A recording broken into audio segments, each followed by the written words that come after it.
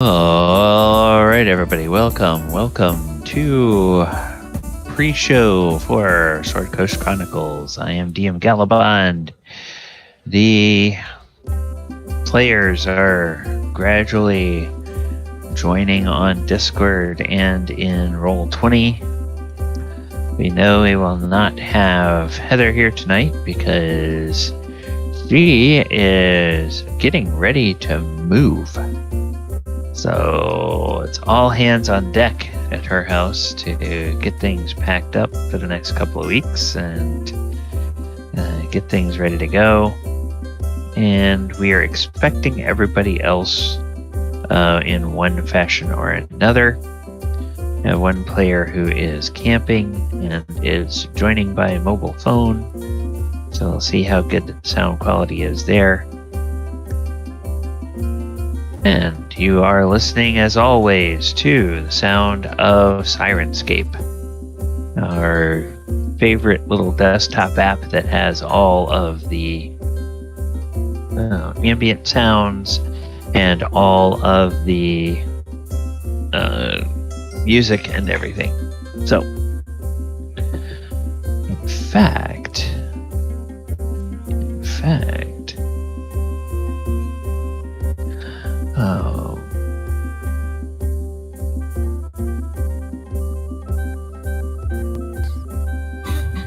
Aloha. Hello. How do I sound now? How are you? Better. Much better. Very good. Okay, good. How's the weather where you're at, James? Oh, it's perfect. It was a little warm earlier today, but it's cooling down. I'm just in the Shenandoah Mountains, so the big hills, I guess. Nice. That's helpful for me. Virginia. Not very big mountains. Another part of Appalachia, so yeah, they're not huge. Yeah, It's like Not going to the camping, right? Smokies. yeah. But it's nice, you know. My wife wanted to take the kids out camping for spring break, so we're out here for a few days. That sounds lovely. Get some fishing done and relax in the spring air. Yeah.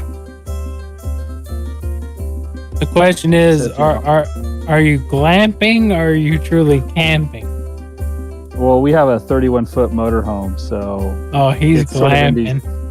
kind of in between. It's an old RV. It's not pretty to look at, but it gets the job done.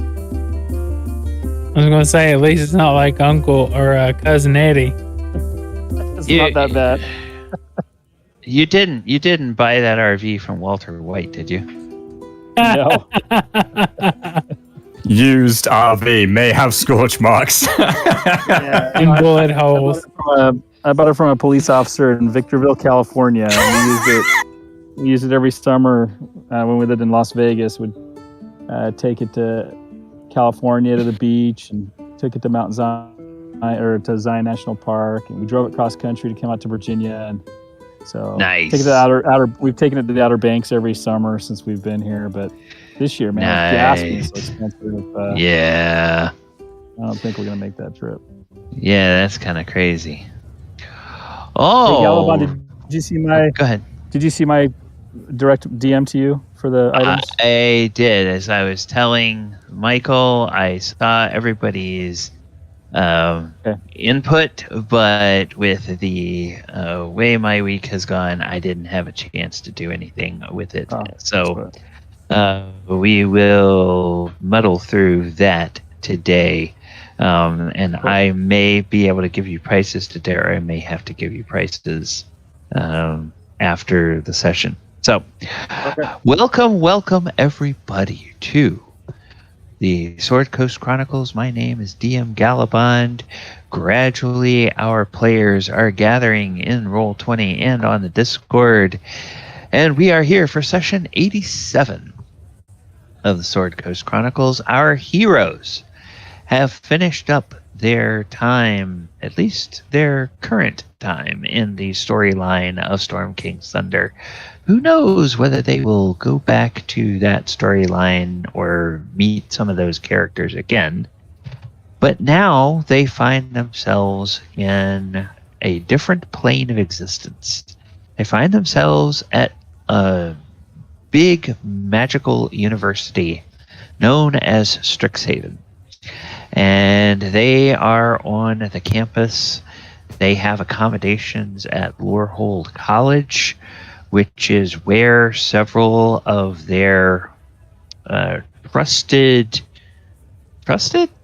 No, well, several legendary figures from the Circle of Eight that they have made the acquaintance of over the levels.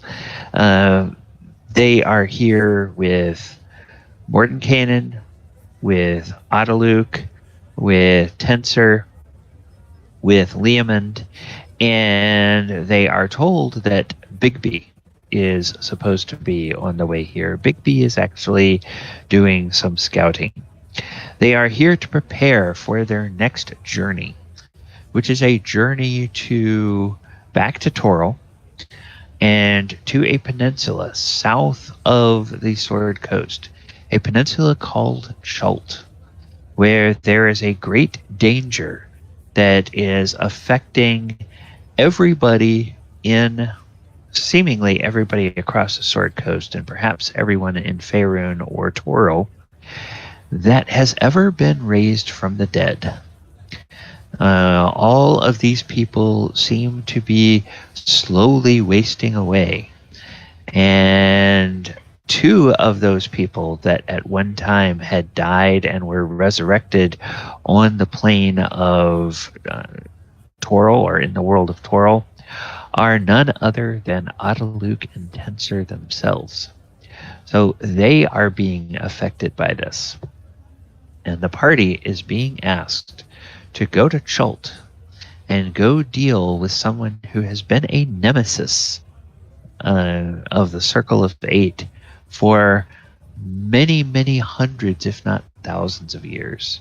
And that person is the Archlich Acererak. So, who is now hatching a dastardly plan on the world of Toril. So, last time, they found themselves in Strixhaven. They went and had some lunch at the Fire Jolt Cafe. They found some statues dedicated to the founder dragons of the plane, or of the university. And they then went to do some shopping.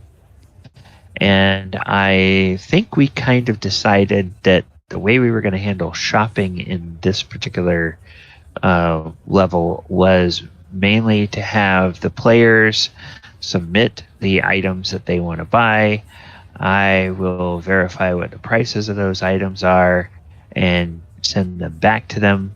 And otherwise, unless people just really want to, I don't think we're going to spend a whole lot of time shopping during our gaming sessions. So, with that in mind, we can say that you all have managed to go around to the shops, come back to your accommodations. Is there anything that you all would like to do this evening, in the rest of your free day, or would you prefer to advance to the next day when your advisors, mentors, sponsors, taskmasters, headaches, whatever you want to call them, when they will give you more of a briefing on what you may find when you get to Chult, and a little bit more about Acererak himself. I did want to RP with Paul a little bit, because I know he was looking into getting some tattoos. So I wanted to RP that about me and him and our tattoos. Sure. Gungi's tattoos are the way to go. I could show you some real nice ones. Well, no, check this out. What tattoos did you get, Krenraid? I don't quite know yet. You know, they gave me a couple of these quills, but I don't really know what I'm going to do. Quills? Oh, you mean the you're talking about the they gave you the needles? Yeah, quills. Well, do you know what they do? No. Did they give you any pamphlets or anything with them? No. What's a pamphlet? Oh, God. A piece of paper? Oh, they did give me a piece of paper, but I wiped my brow with it. It didn't look very useful. It had a lot of writing on it I didn't understand. Can I see the writing on the paper? No, I'm sorry. I threw it away. We haven't got that statted out yet. So I'm just making it up.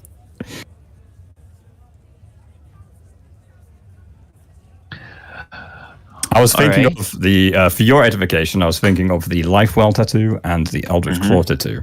But I haven't quite decided which one yet. I don't really know how much they're going to be and whether I don't really want to waste a lot of time on that. So I'll just say I've got some needles. I don't know what they are. Got you. Well, check that looks lovely, James. Well, check this tattoo out. And put the lights out in the room. Okay, hold on. Let me just wait. I can't reach. Okay, so I got it. So I put the light out. I can see you. Oh, that's good. I can see you too. Well, no, you. Yeah. Do you notice I'm not wearing my goggles? I can see you. Yeah, but why do you need to wear goggles? Because they were goggles that let me see in total darkness. Now I can see you without the goggles. I mean, you're more like a grey talking shape to me because, you know, the lights are off and that's all I can really see. But right. So you mean you can't see, you know, partially in the dark? No, I couldn't. I didn't have that ability. But now I do. I thought all races could do that. In my mind, what you would see is Thaldohr pulls off his sleeve, like of his jerkin, takes it down, and because I think it's one body part for that tattoo, the Shadowfell brand, and you see it glowing like a slight red, a slight red pulse coming off of it, as he's using his dark vision of that. You see this? Ain't this pretty cool, Kren? Look at this tattoo. Is that some of the luminescent? So Des, right, gave me some luminescent paint. Did you paint yourself? No, it's you know them needles that you got? Whenever you figure out which one you want, it does magical tattoos. See, look, I'm attuned. Okay, I'm linked to this tattoo like you are with the needles. So that's why you can see it. So it's a pretty elaborate like sleeve tattoo on his arm. Yeah, how would you describe it? Like, would you describe it as like patterned or like a picture? Because it could really be anything. Think like tribal. So it kind of traces his arm like flames. You know, it is Shadowfell, so it looks wispy and flame-like. And because it's magical, you see it moving, like pulsing like it's alive as it just sways on his arm. With a faint red glow. Like it's like not bright. Like if I pulled my arm out, it'd give me light. But in total, like in the dark, like you can see, it just barely puts off like a slight like red hue as it's just moving. I don't want to be like an alarmist or something, my friend, but it kind of looks like your blood is on fire. I don't think we need to get it out of you. Do you want me to? No. It's okay. It's part of the tattoo. It's part of the magic. Okay, that's what the guy who sold me this as well. Sorry, Belle, you said.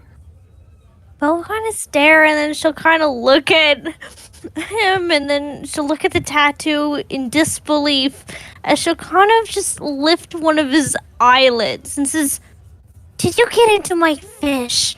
You know, that stuff makes you trip." No, I didn't get into your fish. It's when I went to the tattoo place. I told them what I wanted. They said, okay. They handed me the needle, explained to me what to do, and I picked where I wanted it. And it just appeared there. But it gave me special abilities. Like, I can see in the dark now without my goggles. The goggles are just a plus. It's like I can see further with the goggles now. Plus, it does some other cool stuff, like I can vamp away from an attack. Vam. Hit me. Vam. Not vampire, like Krenraid. Literally, if you take your axe or your maul and swing at me. Oh, I don't want to do that. I could hit you. That you won't hit me. Just do it. I don't want to. Belle will smile and bring out a rapier. That's fine. And you see Thaldohr use the reaction to turn into shadow and move like instantly, like out of the way of the attack. I want to see. Oh, nice. That's like poof. Oh, that is. Wait, can I like blow in your direction to see if the shadow moves? I come solid. I come corporeal. It's like instantaneous. It just moves me out of the attack. I have to read the status of that tattoo again, but I know it moves like I can move out of the attack of it. Like you try to hit me and it just boom, and I can use it once. I think once or 3 times a day. I have to read it, but it's a cool technique. So Okay. if I'm up close, somebody gets up close to me, I can just woof and they instantly miss. Pretty cool for a rogue. I mean, that sounds really cool, and I'm digging the design. I don't quite get it, but you know, most of the designs that we dwarves put on ourselves have religious or something else meaning. But yours looks cool. It looks like the kind of thing that I'd want to get if I was like stone plastered drunk and I was taking some mushrooms somewhere. Well, You can get my fish. It'll do the same thing. I kind of already tried your fish. I'm going to be honest. You know, I stayed up all night and I couldn't really sleep. Also, I'm sorry you're missing a fish. oh goodness. I'll kind of stare, look in her bag to see if any of her fish would be missing. Then she would go rummage through Phylacteries' bag to see if any of her fish is missing. Then she'll go to Thaldohr's and Mulik's bags and also see where did he get his fish from. Yeah, it wasn't from you. I'll tell you this, Krenraid found a fish. Yeah, I She'll be met some. absolutely clueless for a little bit now. I just thought I'd show you that, Krenraid. That was very cool. I met someone at the Prismari campus, right? He took me for some fire flakes. We got some coffee. Had a lovely time having a lovely chat. And we decided, we'll go get tattoos to celebrate this moment, right? And I walked up to the guy and I was like, I want something that means strength or something that means, you know, everlasting or far-reaching, you know, something like that in Dwarvish. You know Dwarvish? And he's like, no, I don't know Dwarvish. So he just gave me these 2 needles that do something like that. I don't really get it. They are, once you figure out which one you want, I'll help you. And Mulik could probably help you as well. Oh, definitely. Yeah, he's very smart. We'd have to figure out what one they are, though. Yeah, I'm sure I can, you know, work it out after I put it on. Yeah. He said this is for me. He did give me some body parts that I do remember, right? Because I'm very good. I'm very smart. And I do remember that we had a 2 limbs or the chest or the upper back. And then the other one, which I think is this one. Yeah, see, I read a piece of paper on it, so I know this is the other one. And this one is the scalp or half a limb. So I think I'm going to put it on my head. I think it will mix with my, you know, mohawk, and they're pretty wicked. I'll smile and say, well, why'd you have to go see someone to get a tattoo? I can give you a tattoo here and now. She'll pull out one of her nails. Can you? Oh my gosh, amazing. Yeah. Do you know Dwarvish? No. Okay, well, it doesn't matter. I'll tell you how to do it, right? So, if you can you do, like, rock? You know, rock and Dwarvish is a bit like this, and he'll very badly draw it for you. You know, something like that, yeah? To kind of stare at Thaldohr, then look at Krenraid, shrug her shoulders, and take the little picture of the painting, sit down right in front of Krenraid, and just start picking at his skin with her little nail. It's like, why not? Flesh wounds. Okay. Belle. where has that nail been? She cleans And how herself daily. long- Thank and you how- very much. Oh, okay. When you say nail, you mean like her claw. Yes. That nail. I thought you meant like the metal object that you fasten two pieces of wood together with. Okay. All right. Well then that's fine. Okay. So just Krenraid. giving him little tiny scratches. It kind of stings. It's not supposed to go. You're Yeah. whining. You're a big man. Give me a Constitution check. That I can do. Constitution check. I have 7. Okay. Belle starts to do this, and something, you realize that something is not quite right. Now, Belle seems to be following the design that you drew for her, but you notice that instead of there being a nice little inscription of that in your skin, you notice that there is a very fine line, and on either side of that little fine line, your skin is starting to swell up, and it's starting to itch. I don't think this is how it's supposed to work, Belle. And Ben, stop your whining. It's not even putting any ink on it. who all else is there? Me. Okay. Thaldohr, you can roll either a medicine or a nature check. See which one's higher. Yeah. Nature's actually higher. Okay. Okay. Ooh, not with that. Oh, no, Wait a minute. No, wait a minute. It was supposed to automatically make that a 10. Oh, that's true, yeah. So 14. That's weird. So yeah, 14. 14. Reliable talent. Yep. Yeah, with a 14, you think that Krenraid may have a mild allergy to felines.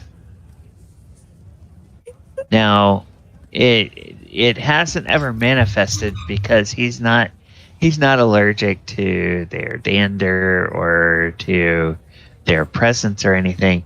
But now Belle is like, actually scoring into his skin with her claw, and that seems to be causing a reaction. Oh goodness. It's it's just the skin right around that is kind of puffing up. So it may not be a terribly serious reaction, and you know that if somebody puts like some magical healing on it, he'll probably be fine. But Could do better than that. yeah, but that's probably not going to wind up with the tattoo going the way that Krenraid expects it to go. The funny thing is, when I do heal myself or take a long rest, the tattoo's going to be gone. Yes, that's true. That's true. Why is that? Because it's a wound that's doing healing. it with her nail. It's a yeah. wound that's healing. It's not an actual tattoo. It's not an actual tattoo or magic, yeah. Yeah. She's not Well, putting any so- ink underneath her nail or anything. She's just clawing at his skin. Oh, that's great. Well, at least let's do this the right way. So you see Thaldohr pull out his whiskey bottle and takes about a shot's worth and pours it on the side of where she's clawing his face. Cookie! Well, we had to make it sterile. Sterile? What does that Yeah. mean? Clean. Oh, it is clean. I bathe daily. Okay. And Belle will also get offended and say, I clean myself daily too. Not I you. think It's these just tools will clean themselves, and she'll kind of spread her toes saying clean. Just had to make sure. In the nicest way, Belle, I think I'm going to leave this to a professional. I don't think you can do tattoos. Belle will stare at Krenraid, very insulted now, as she will claw him. And I will use a bardic inspiration so I can get a D10 on that.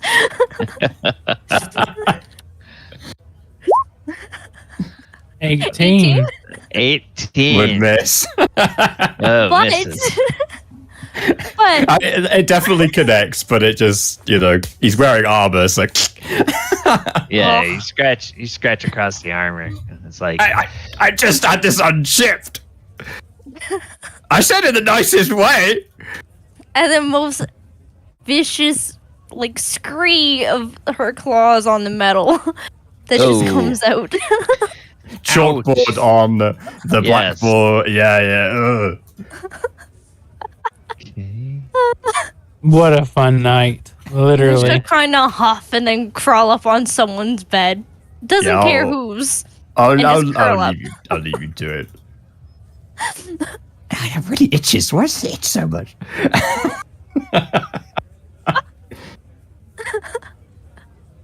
She'll mumble to herself, I shouldn't have cleaned that nail.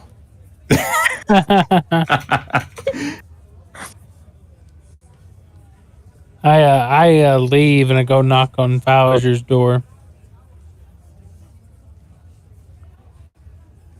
Okay. Fowler, you in there?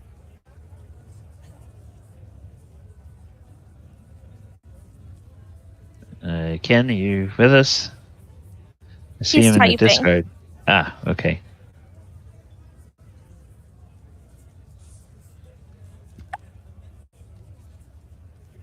I think he's got a collect call. You might want to come back later. Yeah. Yeah, right. We can get some drinks, No nightcap. Oh, I'm sorry to hear that, Ken. Hope you get to feeling better. Yeah. No, so I guess he thinks Fowler's just knocked out. Yep. Mulek's probably deep into his books. Sure, Kren, you want to grab a drink? It's on me. Oh, well, I can't say no now, can I? What a great suggestion you made. Belle, would you like one too? She'll kind of look around and, based on where you went, just out of the room to try and figure out where Falazor was, she'll feel like abandoned from Falazor, so she'll nod her head and say, onward, minions. Minions. Oh my goodness. See how this is? Here's a piece of jerky. See, this is why you're my favorite. See, I pull it out of my bag. All right, so I guess me, Kren, and Belle are off drinking till we gotta go to bed. Guys, you think we should just skip to the next day? Yeah. Yeah. But Drunken Tales. Drunken Tales, yeah, we're at the bar. Kren's probably singing some drunken dwarvish songs. When the hammer falls, we will echo through the halls. When the hammer falls, lines of armored dwarves arise. Heard of glass break. Yes, English. It's Yeah. very hard. You heard the glass clinking in the background? Yeah, uh-huh. Yes.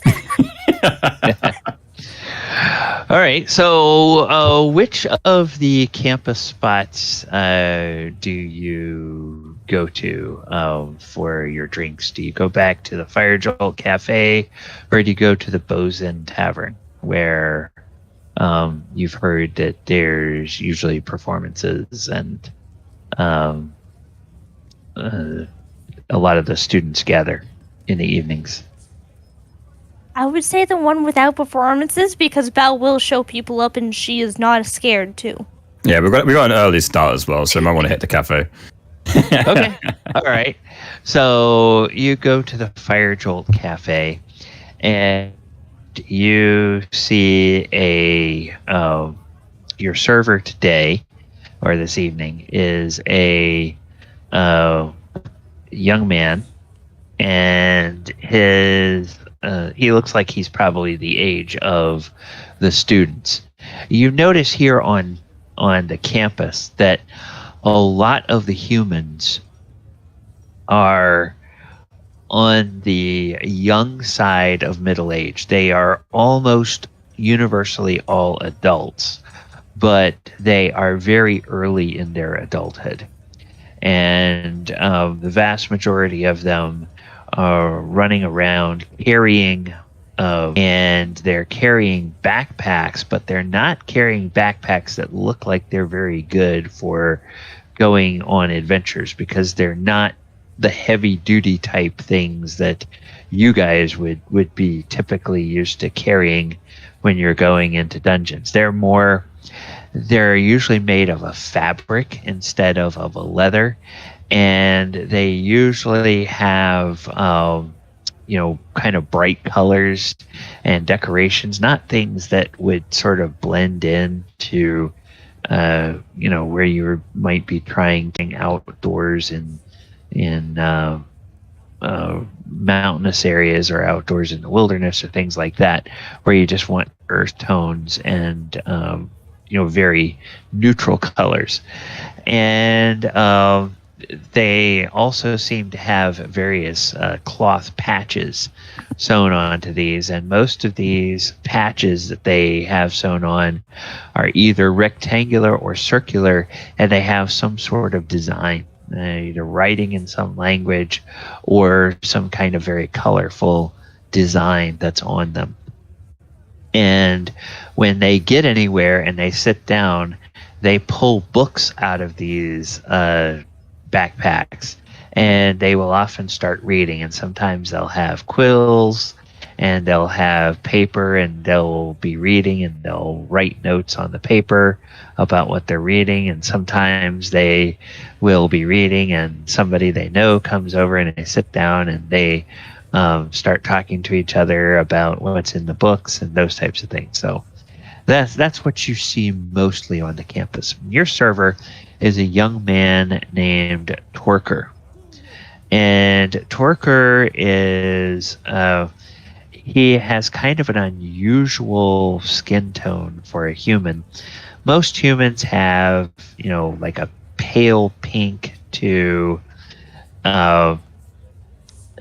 kind of a pale pink to a dusky brown or a dark brown skin tone.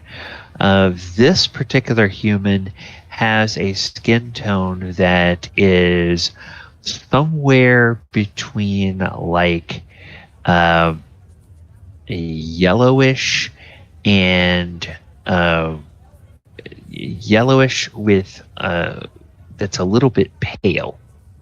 And so this is Torker. And waiter at Fire Jolt Cafe.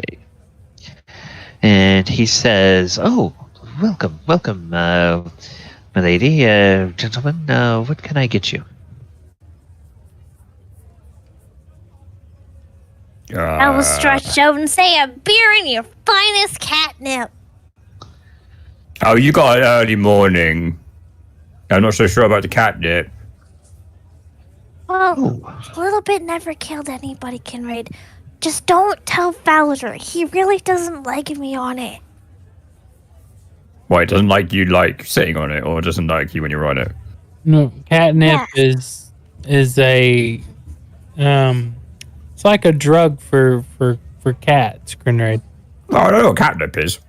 Oh, okay. You asked that funny. No, like I very wonder if well she's like deserved. sat on it or like using it, like if she's like growing her own or something. Oh, my apologies. Waiter, can I have the bottle of your finest whiskey, please? Oh, certainly. Certainly. Do you want the... I'll bring you a bottle of the top shelf. Top shelf be perfect. Or if you have some private reserve or private stock, that'd be good too. Well, here at the Fire Jolt, we just have the top shelf. Now, if you have privileges to some of the dean's dining halls. You can get some more private reserve there, but not at the Fire Jolt Cafe. That's fine. It is whatever. And another round of ales for the table, and let me get a pitcher of water as well. Oh, coming right up. And he runs off, and he comes back, and he brings the drinks for people. He also brings out, kind of unbidden, this bowl that has some very crunchy fried. Well, I guess you guys would be familiar, or maybe you're not familiar. They're small little. They look like crackers, except they are hollow, and they appear to be made of tubes of dough that have been fried and have salt on them, and they are formed in like little knots.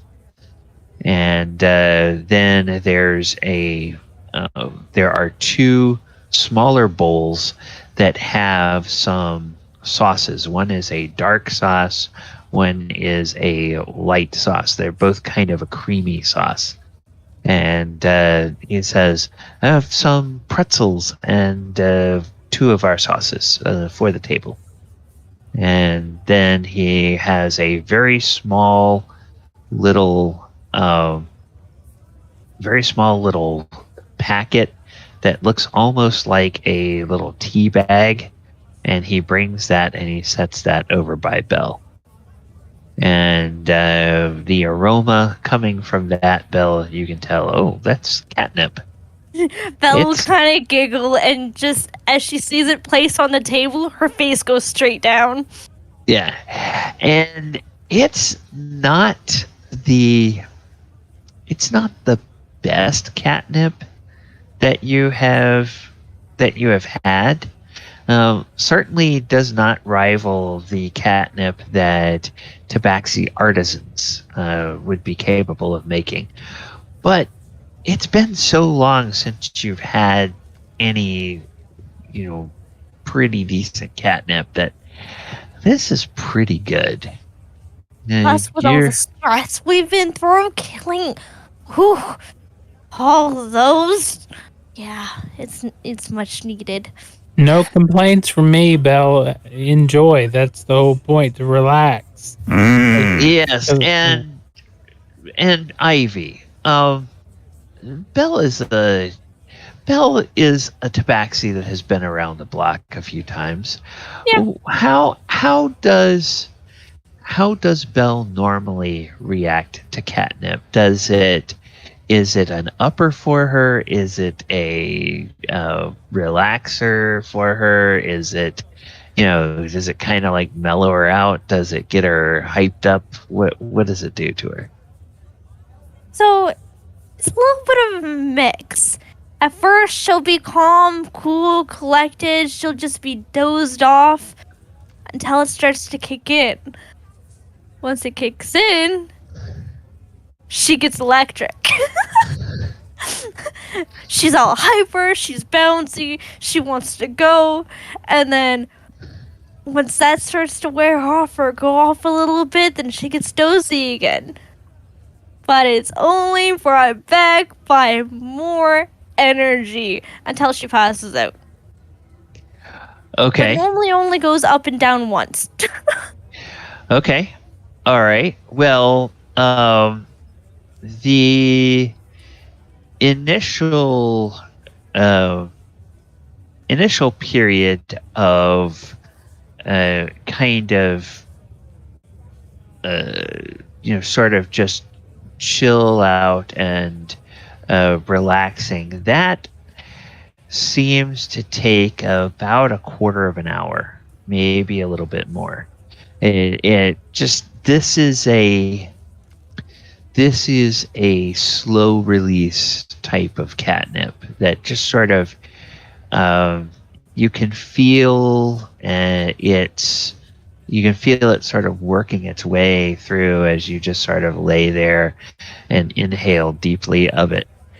And it kind of makes her feel just sort of very mellow, and things get a little bit not quite hazy, but just very, very yes, this is the end of a long day. You feel kind of very relaxed. Yeah. But then after about 12 to 15 minutes, you start to feel some energy building. And it takes about 3 or 4 minutes. And at the end of that time, whoa! Now Belle is just wide awake. And she's got energy to burn. So when Belle gets into that state of just having all kinds of extra energy, what does she do? As she was just relaxing there, having a few drinks, listening to everybody, she kind of just has this packet that she's sniffing. Once the energy starts to build up, her eyes will kind of go like wider, and she'll kind of like look at Krenraid and Thaldohr and like, "Do you guys want some? Do you guys want to dance? I want to dance. I think it's a good idea to dance." It's always fun to dance. We can do it in form. We can definitely perform. Let me just finish my axe grind ale. Be ready to dance. She'll kind of like try and reach for it, saying, "Hurry up, or else I'm gonna drink it." This is some strong stuff. I'm so sure, you know. How old are you? Yeah. There you go. It's just smile and take a sip. Everybody at the table, make me a perception check. Belle, you can make that perception check with disadvantage. I'll accept that. 27. Oh, wow. 24. Oh god, it's so tiny today. Yeah, you gotta click it. It's a small. 12. Okay, 12. Yeah. Krenraid and Thaldohr, you see that not far away, as Belle starts to get more and more animated, she has drawn the attention of a table of students. And sitting at this table are several different species of students. There's a couple of humans, one kind of darker skin, tall and lanky, one who is lighter of skin, a little bit shorter, a little bit pudgier. There's an elf. There is a young dwarf. There is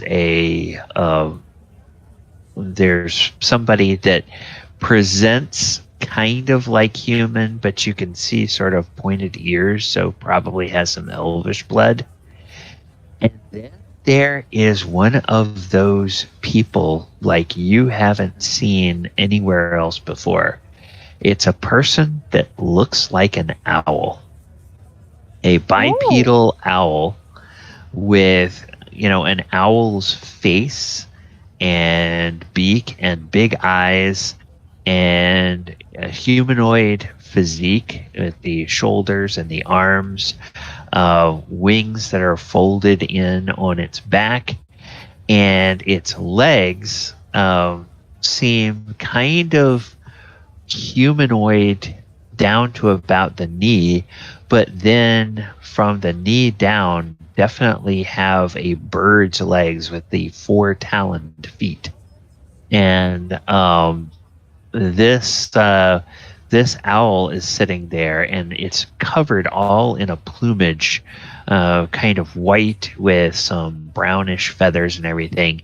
And as it looks over toward Belle, its feathers just sort of kind of puff out a little bit, as though you're not sure whether that means it's happy, whether that means it's anxious, whether that means it's afraid, or what it means. But everybody at that table is now looking at Belle as she's getting a little bit more animated, and she starts asking you all to dance. So would everyone pick this up, or would Belle not be able to pick this up whatsoever? Belle doesn't notice it initially. Okay. Just Krenraid and Thaldohr would. Grandma would probably just think they're very jealous of Belle's awesome dance moves. Exactly. Thaldohr just pays him no mind. He's just like, Okay. Well, I think what Krenraid would do is you would just look at him and kind of just signal over. If you want to learn from the best, you point at Belle. You gotta pay up in booze. Belle, go ahead and make me a performance check as you start to do some dance moves. Give me 1 second to find that again. Could I argue this is with advantage? I don't know about you guys. I always dance better when I'm drunk.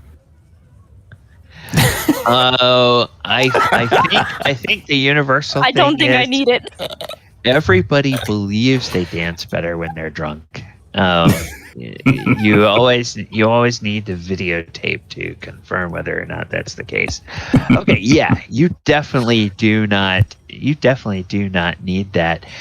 Belle, the soundtrack in your mind is going, and you just have a bard's impeccable rhythm, and you are just sort of dancing to sort of your own little beat there.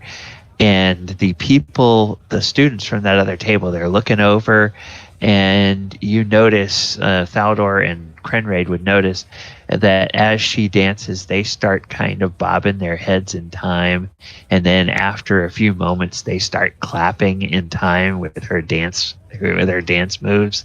And as they begin clapping, that attracts the attention of other people, and then pretty soon there's like half a dozen tables around you where people are all just sort of looking at Belle, and everyone is just sort of clapping in time. Some people are sort of bumping their fist or bumping a mug on the table in time with the dance that's going on.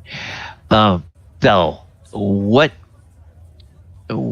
kind of inspiration of a dance are you doing? Anything that are you doing any kind of a dance that tells a story, or are you just exulting in the thrill of dance? Well, knowing Belle, she loves her acrobats. So she's more of a lengthy, kind of whatever space she has. If she needs more space, then she'll climb up on the table and then she'll make her own space. But she'll be more like moving with the groove and just dancing and having a fun time, not caring who's watching. But as Krenraid and Thaldohr both point out and kind of talk to the other table with the owl person, which she is more interested in because that caught her eye, she's just amazed. So she'll come on over and just put out one of her hands and say, "Well, why are you being so shy for it? I've seen you guys bobbing your heads first." And the owl person will reach out and take your hand, and will say, where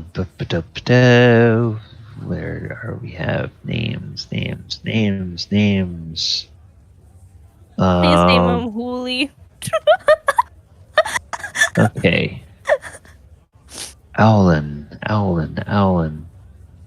They don't give us names. Interesting. Okay. Most of the time when they give us races in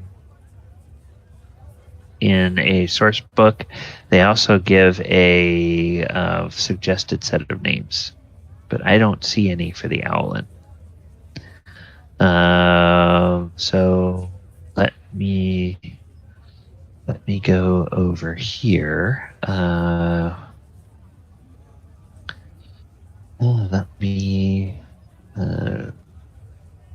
Let me say this.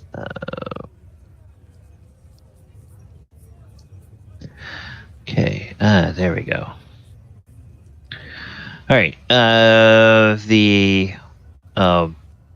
The Owlin will put out a hand, will take yours, and will say, "Hello, I am Sumitva. It is a pleasure to meet you. My friends and I are from the Prismari College. Are you pledged to the Prismari College as well?" It's nice to meet you, Samifa. I don't know what that is, but you definitely look like a good snack. She'll kind of pull his cheek and spin him around. And as you pull Samitva to their feet, two other students, the half-elf and one of the humans, actually kind of the more pudgy human, they stand up as well, and the owl, the half-elf, and the human, they all just sort of start watching Belle, and they begin to sort of take up the rhythm of Belle's dance, and they begin making kind of complementary dance moves where they're all kind of swept up in the same sort of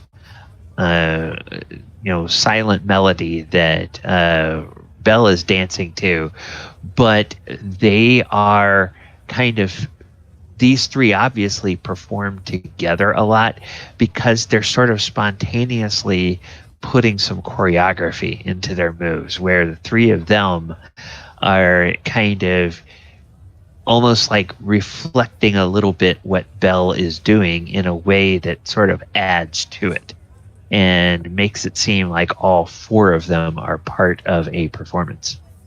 And so they're kind of grinning, and then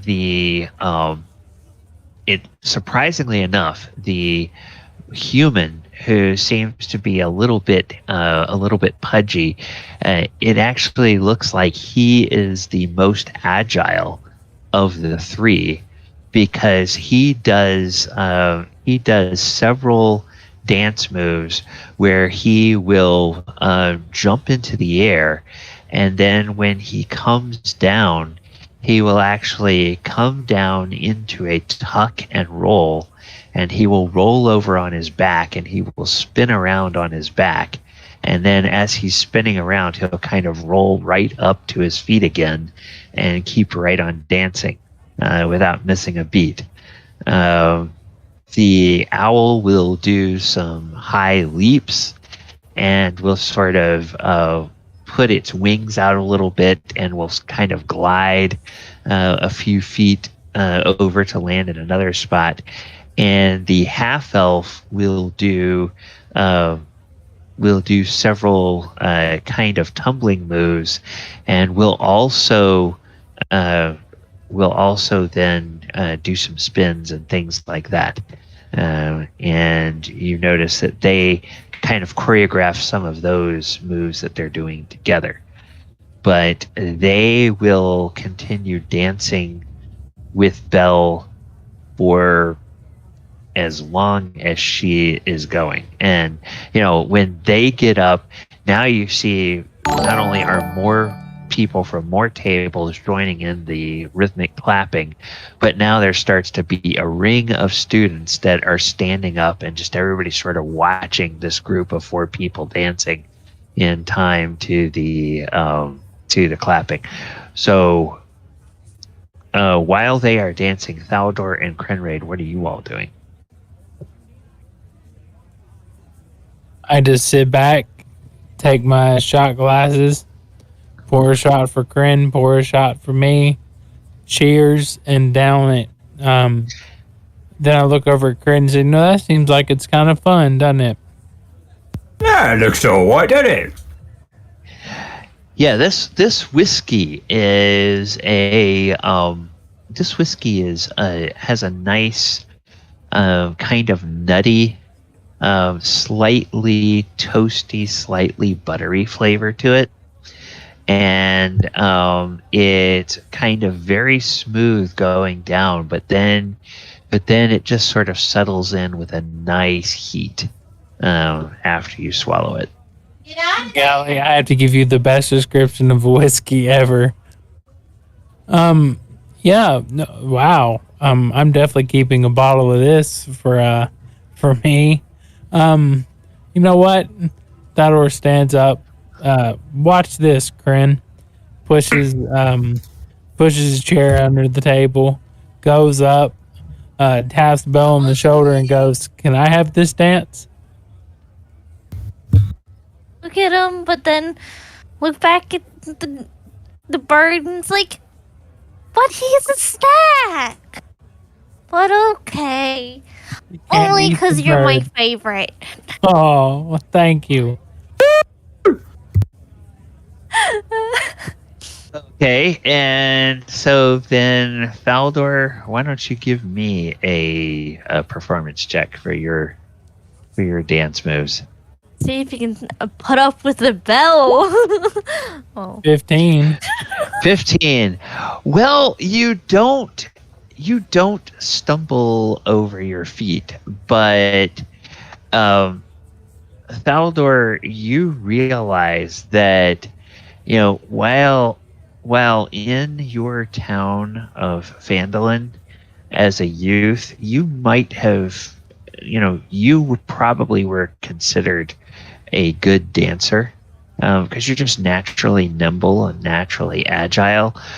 But there is a grace to the way Bella's dancing and the way these three students who clearly they have studied a lot of dance and they are, masters of the craft.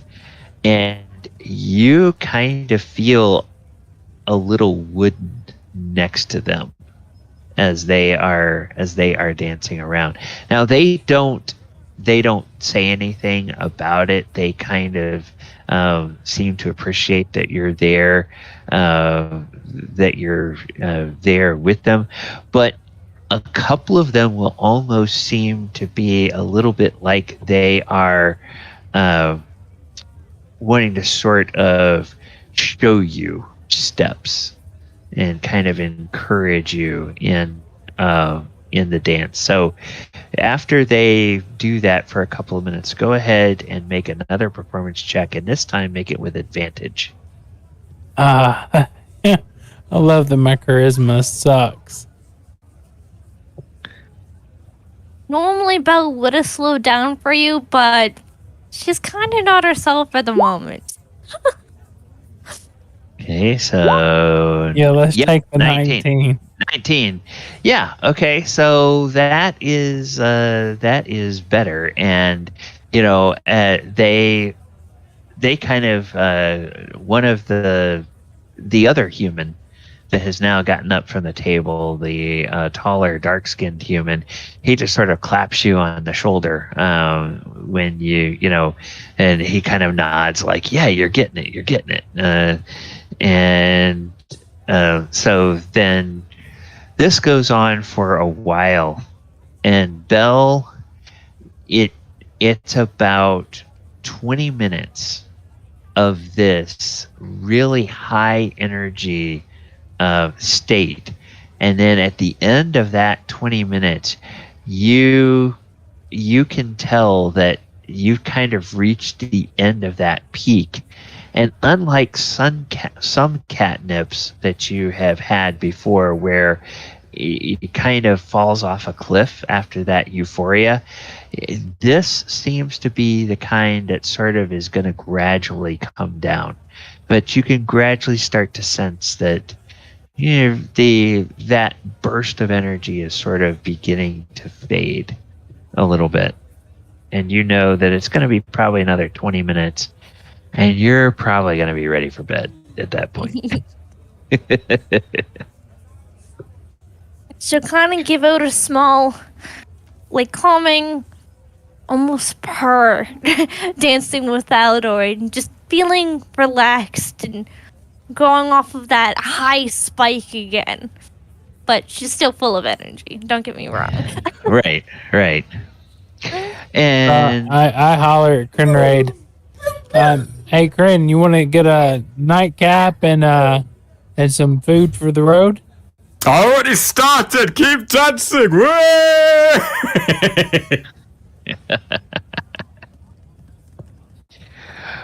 Barkeep, I think we'll take some more of that lovely whiskey. Thank you very much. Do you have a bottle we can take home?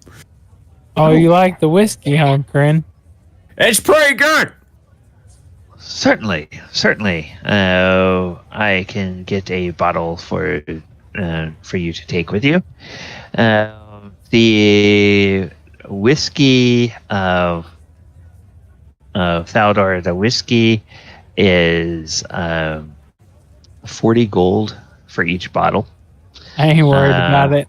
Yeah, and so 40 gold. That's not really expensive for whiskey, which is why he probably told you that you have to go to the to the faculty or the dean's lounges in order to get the real top shelf stuff.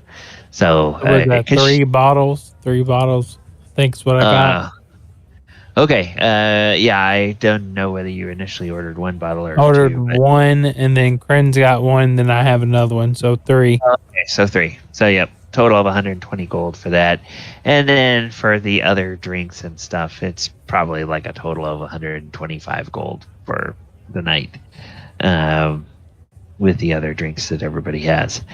Then the 2 humans that were up dancing, when Belle starts to slow down with dancing, the people that are gathered around, they all start applauding and everything, and the people that identified themselves as from the Prismari College, they kind of slow down and they begin applauding, and they congratulate Belle. They say that she's a wonderful dancer and that she would be welcome at any of the Prismari parties anytime she wants to join them. And they tell her that they are going to be having a dance review show in about 2 months that will be held over at the Bows Inn Tavern. It's going to be towards the end of the semester, and they hope that she will consider becoming part of the dance group that's going to be performing that. She said they tell her that they've already started the rehearsals, but they still have probably more people than they're going to wind up meeting, and so they're still in the phase of kind of winnowing out the people that, narrowing down to the best dancers that they want to have, and they think that Belle could probably make the grade if she wanted to be part of that.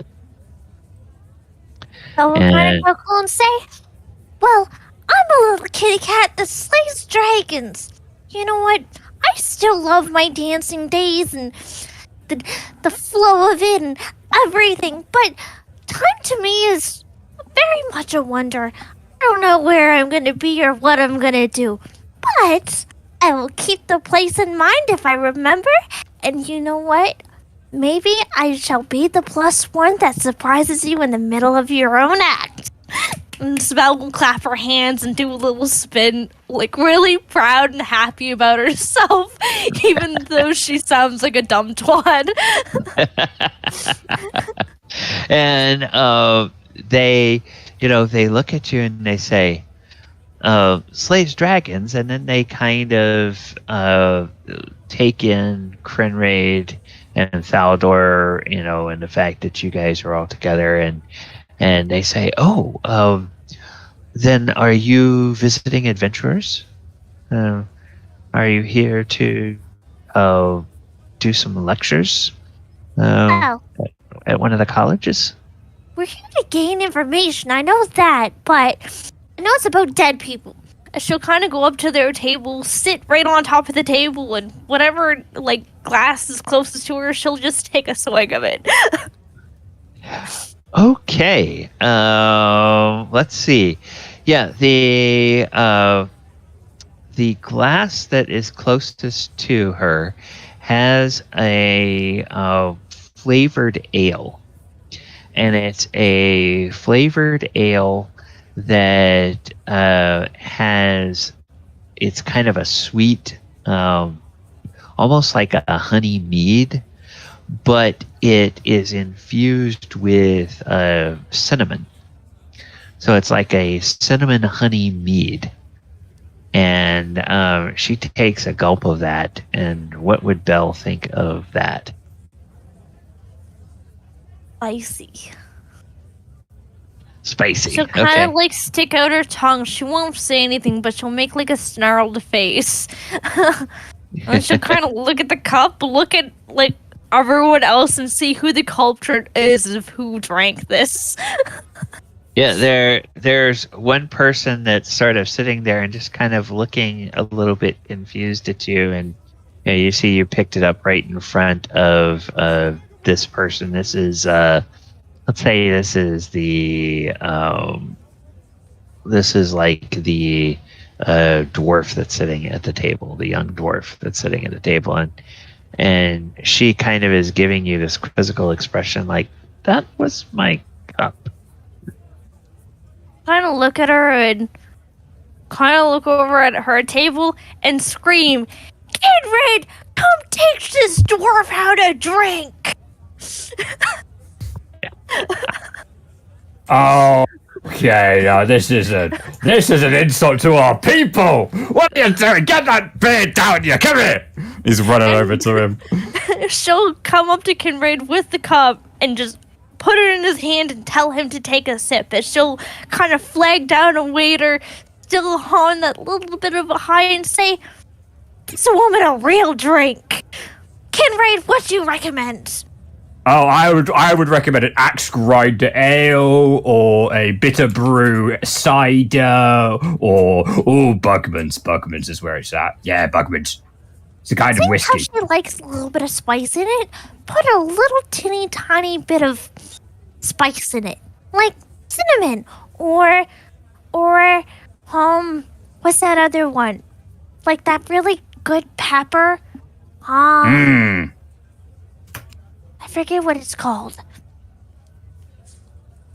You kind of there in a moment. Oh, like paprika?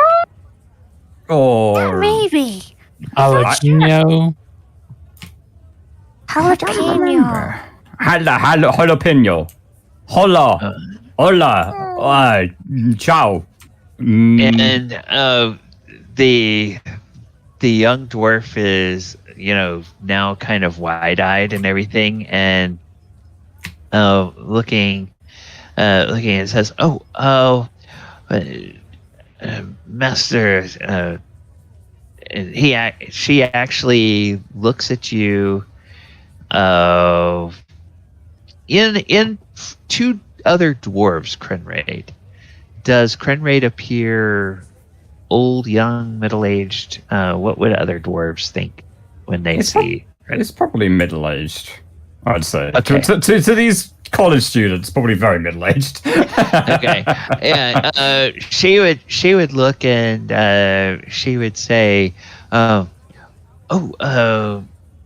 sir. And she uses kind of a term that you think is supposed to be kind of an honorific, but it's a bit alien. It's not something that, not a term that you've actually heard before, but it kind of feels like that's what you would use to address an older man that you would assume deserves respect. And she says, we're just out for an early evening, and I have an exam in the morning. I should be careful about how much I drink. Oh, you're starting off slow. Don't worry. Also, Sir was my father. I'm just Krenraid. Nice to meet you. Now get this down ya! So you have like a stone grinder ale, I think is what you called it. Yeah, we'll go with Bugman's. We'll go with Bugman's brew. That's a good one. Bugman's brew. Okay, yeah. So you give it to her, and she takes a whiff of it, and her eyes kind of open a little bit, as that smells stronger than what I'm normally used to. And she takes it, and she takes a dainty, undwarf-like sip of it, and she tastes it, and she kind of nods, and she says, "Oh, yes, that's good. But I think I would probably want a mug of that after I finish my exam." And she sort of puts it back down. You're not appreciating the full flavor, right? To appreciate the full flavor, it's got to be down your throat and in your mouth at the same. You want to be drinking so much of it that your entire upper body, from your mouth all the way down to whatever's underneath it, is exhausted and covered in it. Then you'll get the proper taste. Yeah, come on, chin chin.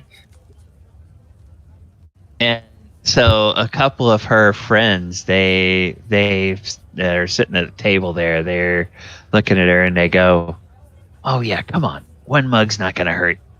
Hey, what are you talking about? You're doing worse.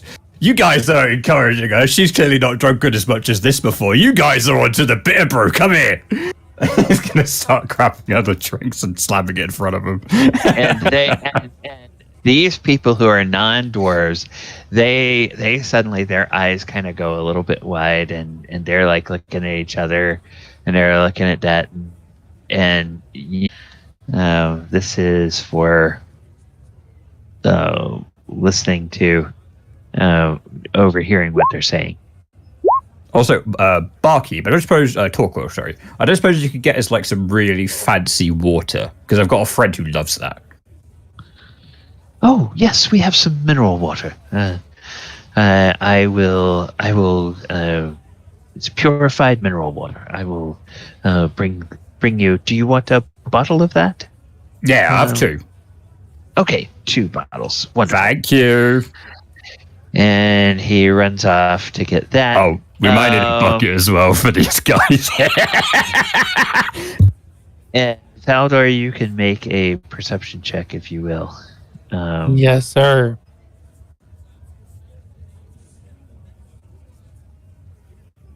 $19. Okay, so both Bell and Thaldohr hear some of these other students. They're kind of whispering to each other, and they're kind of looking at Krenraid, and one of them says, "I think he's a visiting professor." And then another one says, "Well, we better do what he says then." And so they would take definitely these encourage mugs, that. and one of the humans takes a whiff of it, and just has this scrunchy face, oh, this is gonna be bad. And then they all just sort of look at each other, and they kind of all at the same time, they start to tip their mugs back, and they start to drink. And a couple of them manage to gulp down about half of a mug in one pull. Another one gets like 2 big swallows and then has to stop. And another one gets 1 swallow down. And the last one has a big swallow, and then his eyes go kind of wide, and he gets a bit of a panicked look on his face. And then he kind of darts away from the table and goes over to a receptacle over there, and he just kind of he's not able to swallow it all. He just opens his mouth, and it kind of all falls into the receptacle there. So I look at Krenraid and I say, because I was listening and watching all this, I slap Krenraid on the back and go, "Hey, you should show him that that performance you're going to do, with for your speech, with about your finger waggling. Show him the trick you can do." Okay, it's a really great trick, this, right? So I'm thinking of a number between 1 and 10. No, not that one. Okay. The multiple trick. I'm not very good at multiplication. Oh my goodness. That's perfect. He looks, he goes, "Remember your smoky friend." Oh, yeah. Oh, me? Yeah. Yeah. Make him appear. Oh, okay. Hold on there. Snap appears. Manifest echo. That's what we're doing. Okay. All right. So, Krenraid is there, and then boom, there's suddenly another Krenraid over there, and then what do you have your echo do? Or do you have your echo do anything like dance a jig or grab somebody's drink or what? Yeah, I think it's going to copy what I'm doing. So it's going to, give me patty cake. First I'm going to do that. And then we're going to do some good old-fashioned hiki-jiki, which is a little boogaloo dance we're going to do together. And then I'm going to pass it a drink, which is it's going to go through it, and it's going to fall to the ground. Oh, sorry, Barkeep, I'll clear that up. I have to have another one. And it's just a bunch of shit like that, really. Excuse my friend. And the students, they're familiar with the magic of like mirror image or everything like that. But when you actually are, doing patty cake with this image, they're all standing around and saying, "Oh, well, that's different. I haven't seen that before." And then they clap appreciatively when you finish, and they all laugh when you give it the drink and the drink falls through it. They think that's pretty funny. And then when you finish, they say, "Oh, Professor, what do you call that? What do you call that?" Oh, it's just, a little old-fashioned trick that I learned, like yesterday. Oh, you're developing your own magic. That's wonderful. Oh, what do you call it? Me? Hello, me. Yeah, shake my hand. Here you go. Hello, me. And they kind of are looking at each other confused, and they kind of, some of them look at Thaldohr as though they're not quite sure what to make of what he's saying. And Thaldohr, you get the sense that they think that the professor is making a joke at their expense, and they're not sure whether to laugh or whether to feel a little offended. They don't want to upset the professor, but at the same time, they clearly don't understand what he's up to. Okay, Kren, that's enough playing with yourself.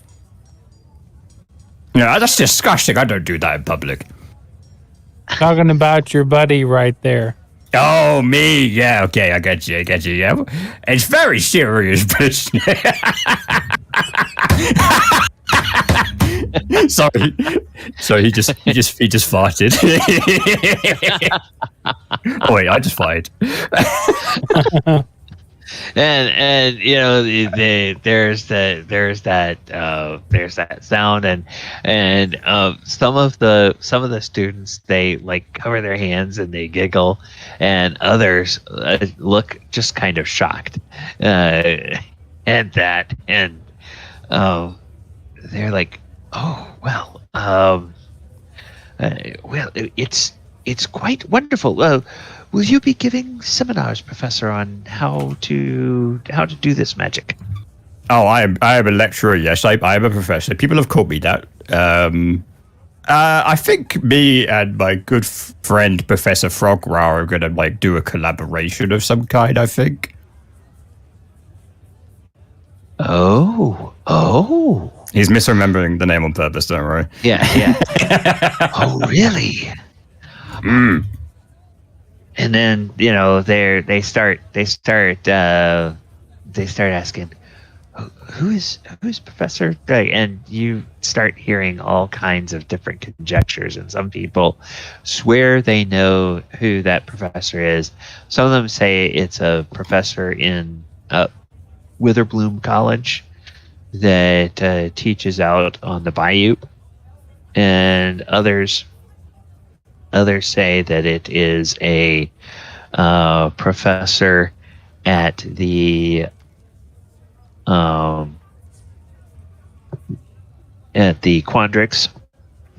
College, and so they clearly several of them seem to think they know who you're talking about, and most of those people think it's somebody different than everybody else does. So. All right. He's a really great guy, right? We had a little talk earlier, and he helped me solve like a magical problem that I had, and I'm pretty sure I gave him some like really important inspiration, because I get the feeling he was stuck in a bit of a rut too. He was eating a lot of flies, so maybe he was stress eating. It gets real stressful teaching you guys, I bet. But I'll tell you what, my friend over there, all right, my friend, he's the one who's out there dancing with the kitty cat, and those two, they're very clever. He's got this new tattoo thing, right? And it you turn the lights off and it looks like it's alive, like it's moving or something. I've never seen something so weird in my life. Oh. Yes, we have a wonderful tattoo artist on campus who does the most marvelous magical tattoos.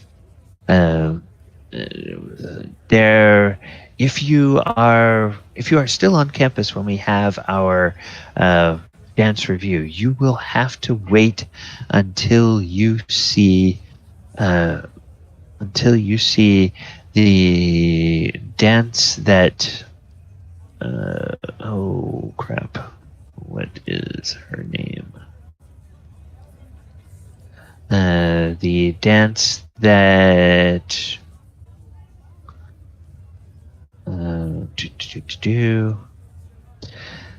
the dance that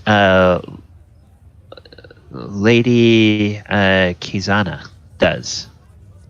Lady Kizana has a dance where she turns her back to the audience, and the butterfly, which is tattooed across her entire back, performs a dance on its own. That is something to see. That sounds really weird.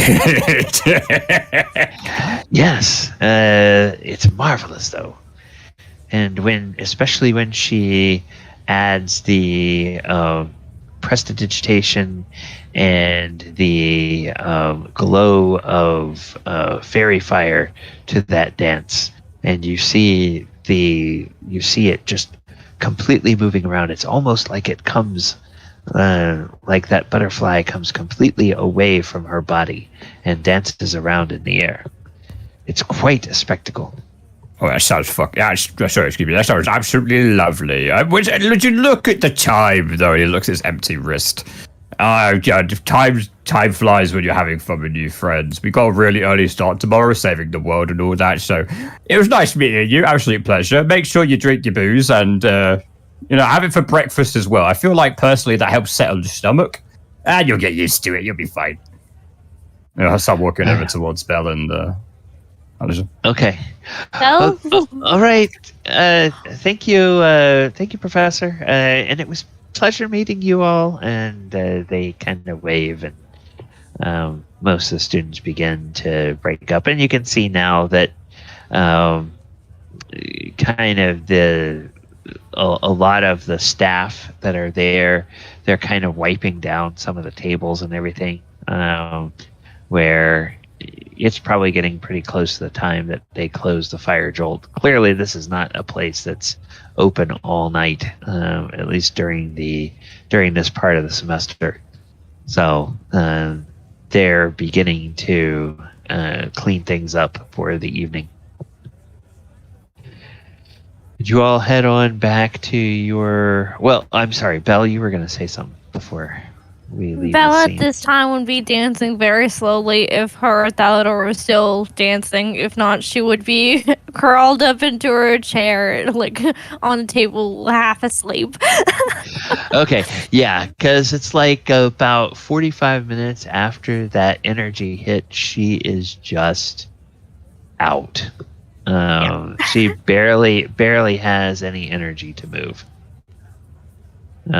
She is definitely going to want to be draped across somebody's shoulders for heading back to their accommodations tonight. She's not going to feel like walking. That's not a problem, Mike. I've carried her before. I can carry her again. All right, so I can help him. yeah, Belle is light enough, especially with Krenraid's strength and everything.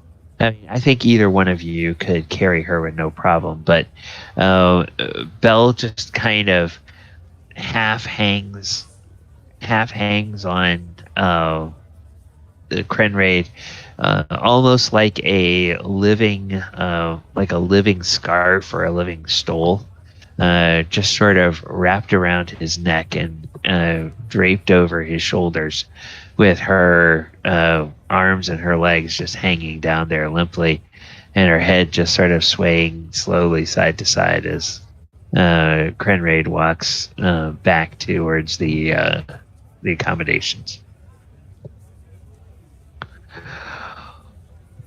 All right. Kind of humble and turn to whoever's carrying her and say, "You guys got that bag, right?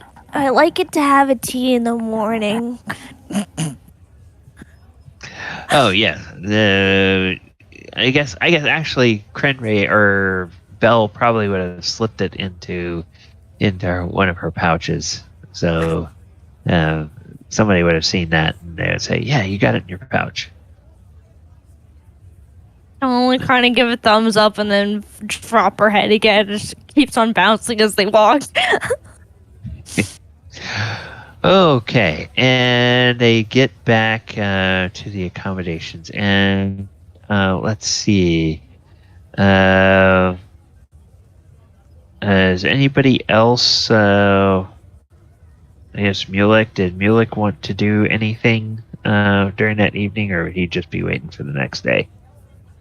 No, Mulek's just hanging in his room, studying, waiting for the next day. Okay. All right. Well, then we will go ahead and we will take our mid-session break. And when we come back from that break, we will be to the next day. And we will see what they learn about their upcoming travels to both, or their upcoming travels to Chult, about the Forbidden City of Omu, and about the person that they are going to have to deal with, namely Acererak. All right, everybody. I'm going to put the timer up. We'll be back in about 10 minutes. And I'm going to go ahead and... whoops. There we go. And then I'm going to mute players. You guys can stay here on the channel and chat, or you can go to the off-stream channel. Viewers, thank you so much for hanging out with us this evening. We will be back for the second part of our game as they learn what the wizards from the Circle of Eight can tell them about Acererak and the crazy tomb that he has built in Chult.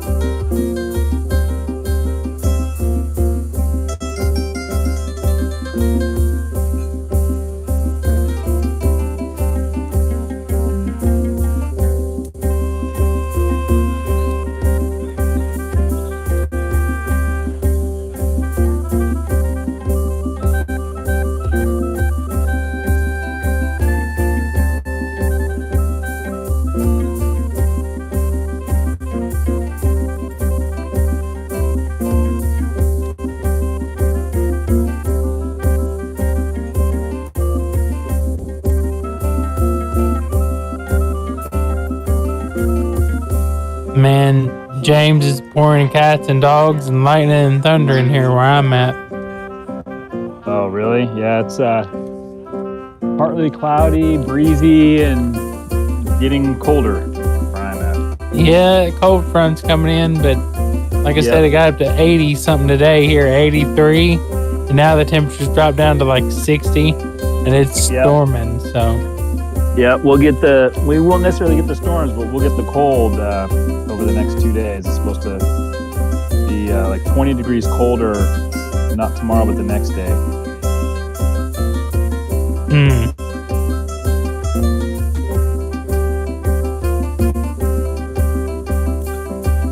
I ain't been camping in forever. Yeah, it's been a while for us. We don't get out much anymore. We're so busy.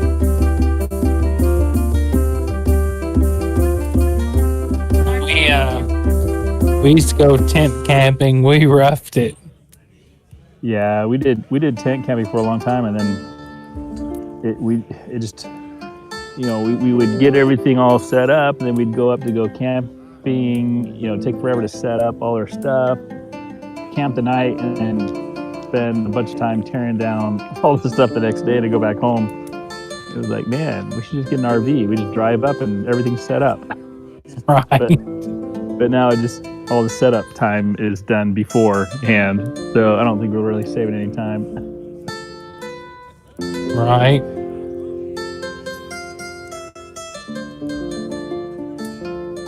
As long as you have fun, that's all that matters. Yeah.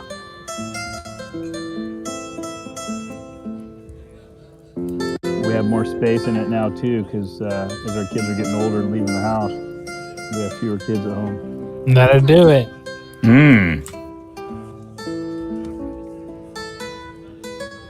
Yeah, must be absolutely beautiful out there.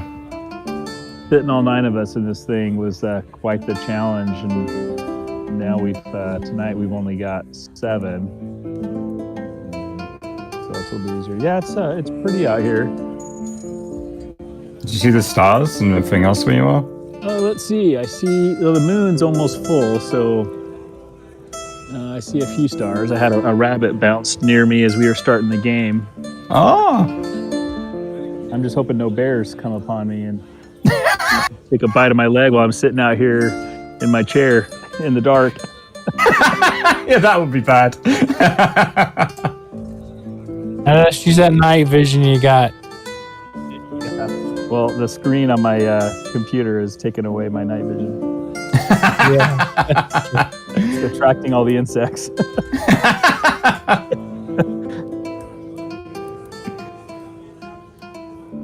You get the award for the strangest place to play D&D.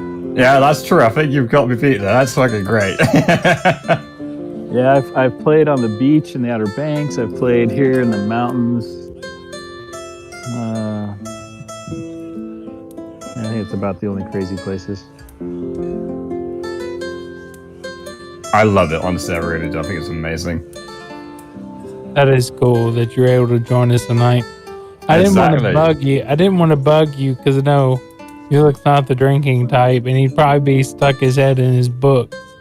Yeah, well, I honestly didn't think you guys were going to go so long. No, neither did I. It's just kind of like, oh, well, why not? I wasn't expecting it either. My family's in the RV watching the live-action Cinderella show, so they're all inside, and I'm out here listening to you guys hang out in a bar. Yeah, hey, you could have been doing something way more interesting. No, we should definitely head back and get everyone involved. Yeah, priority number 1. It's fine. Oh, it isn't. Like, well, it's next morning, is what he said.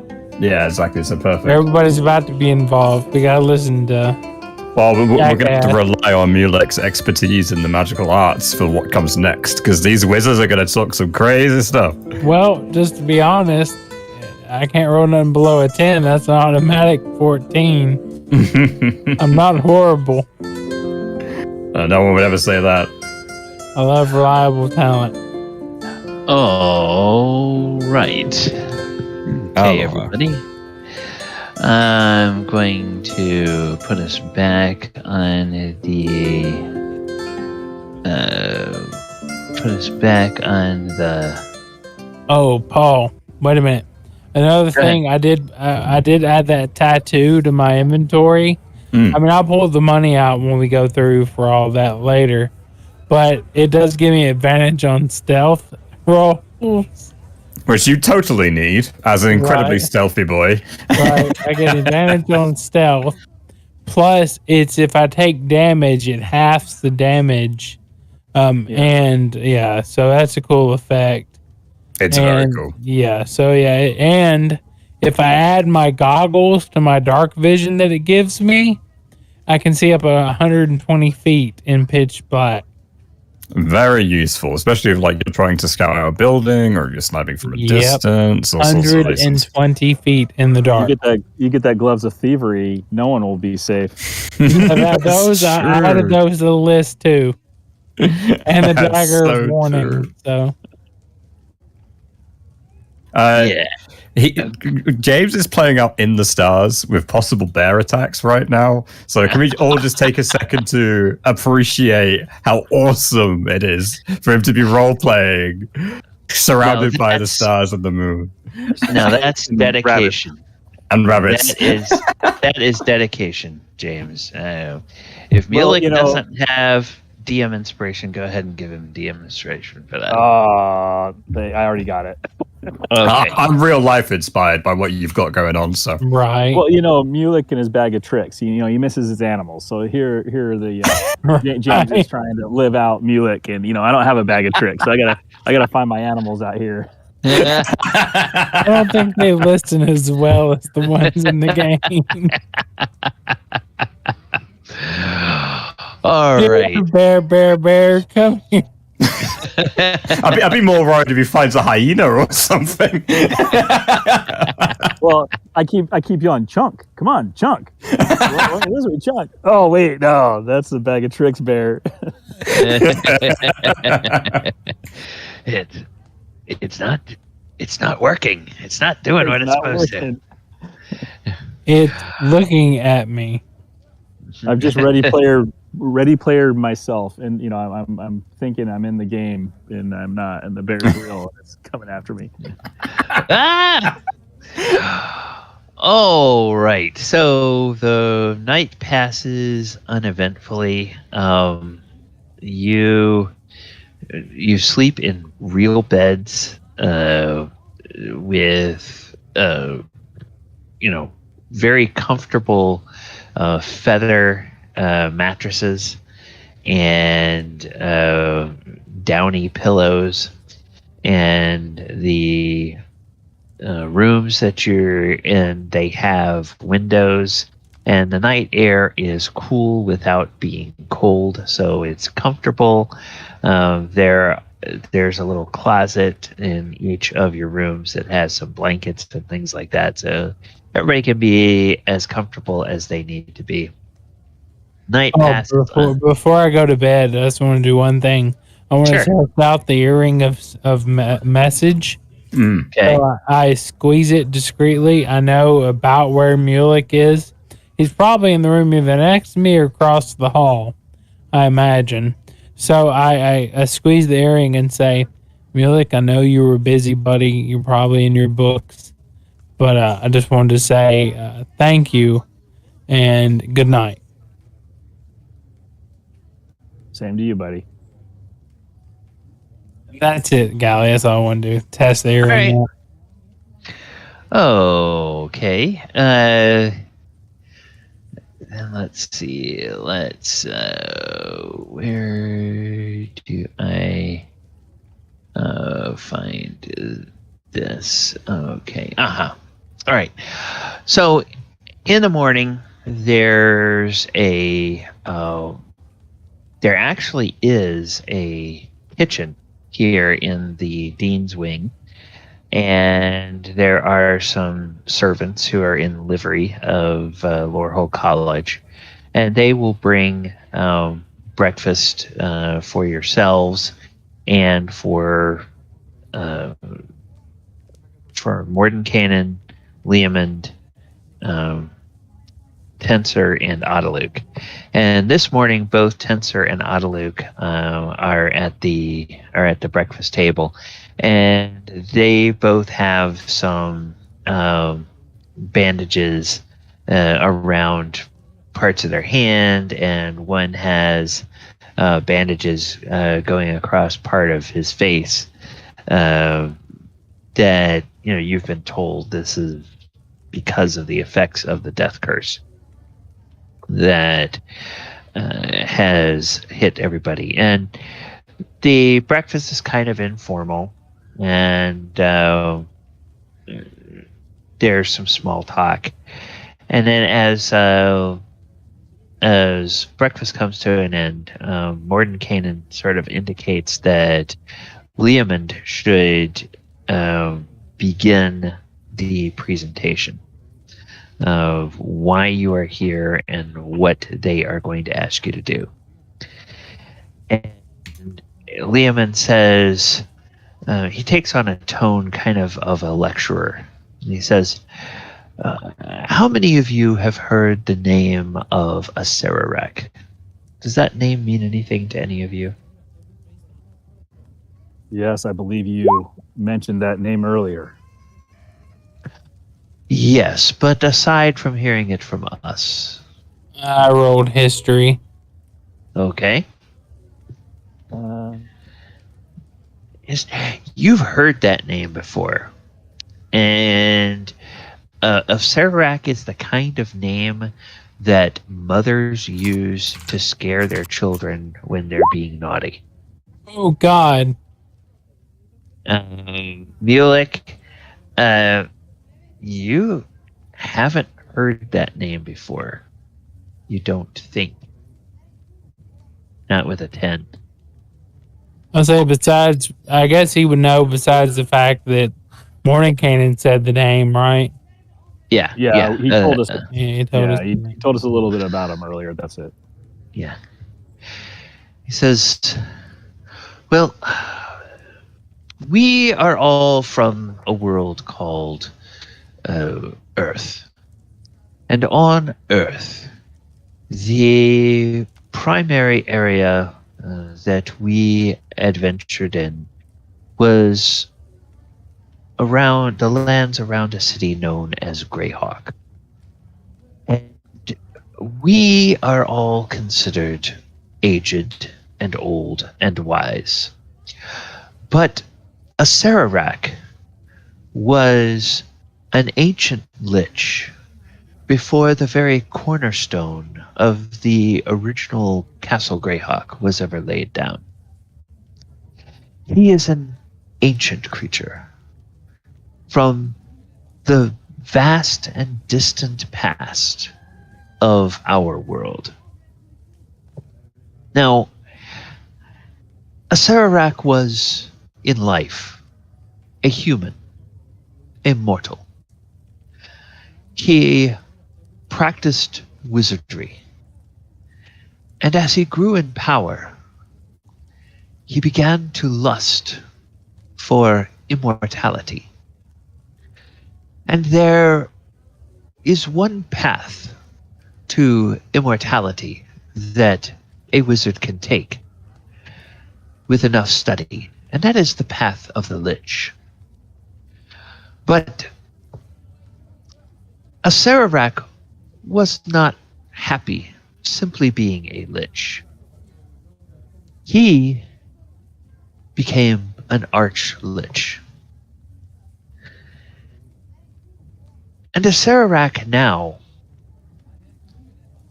his shadow and his legend spread far beyond his original homeworld of Earth. There are many on your world of Toril that fear him. There are many in a plane called Eberron, and across the crystal spheres of the planes, and in the astral sea.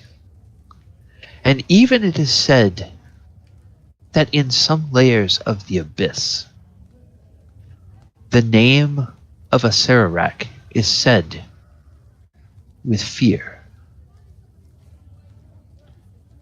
Because Acererak travels the plains in search of ancient artifacts. When he finds something useful or interesting, he often locks it away. Sometimes he studies it.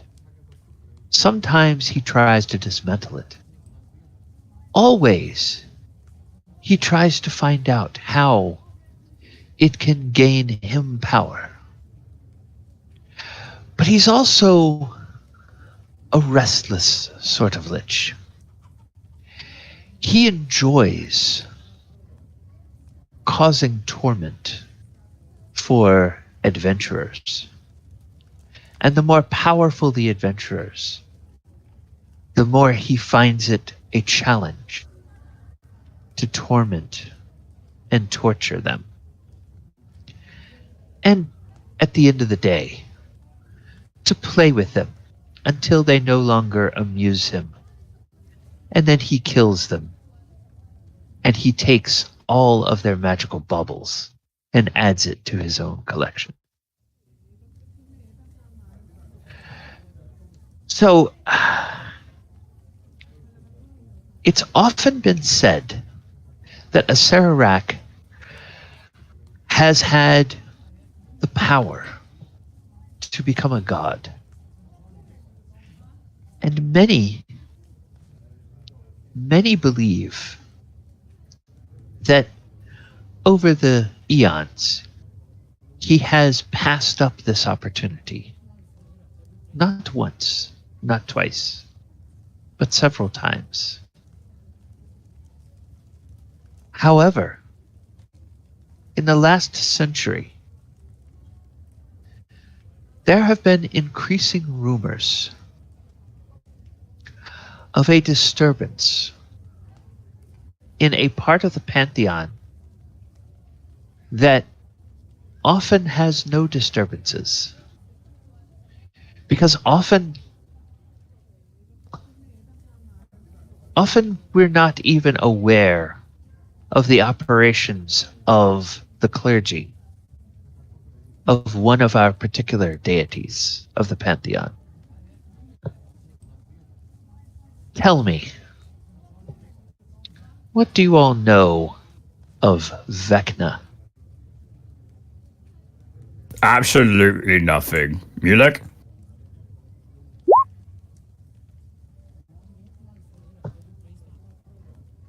And I do this Vecna is?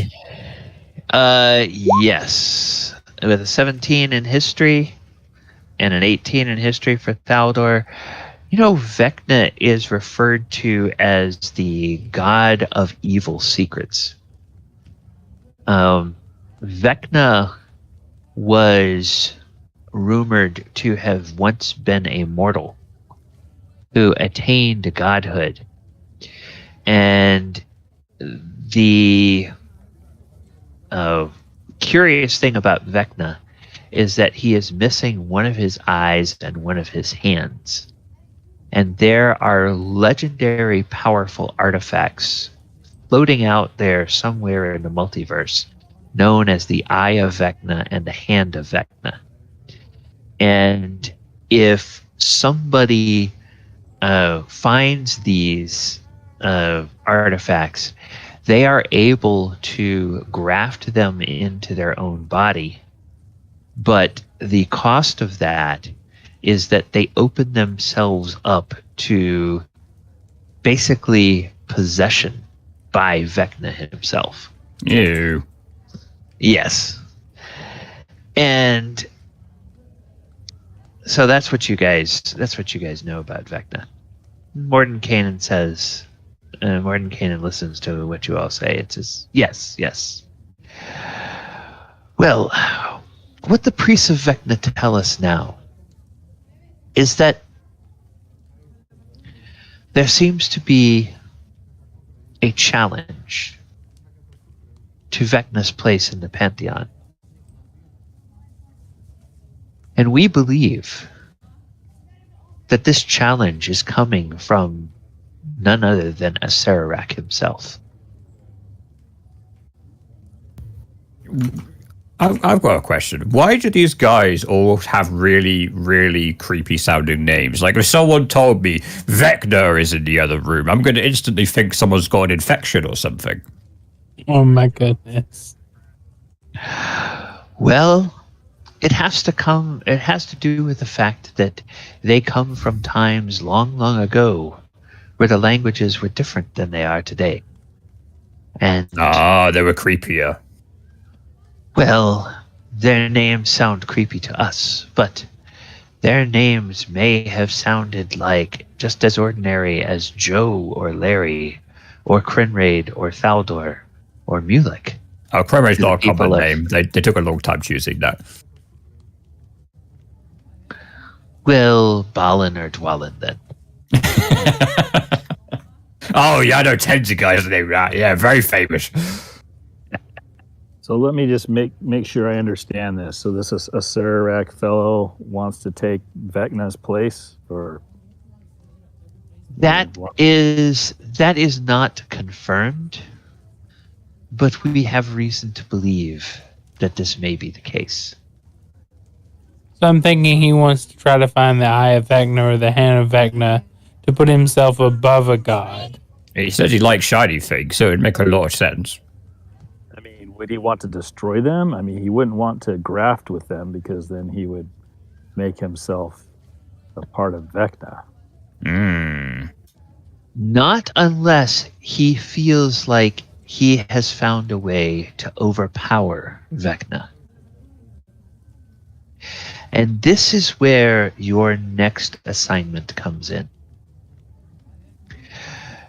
You have been witness over these past months to the turmoil in your home world of Toril, in the area of the Sword Coast.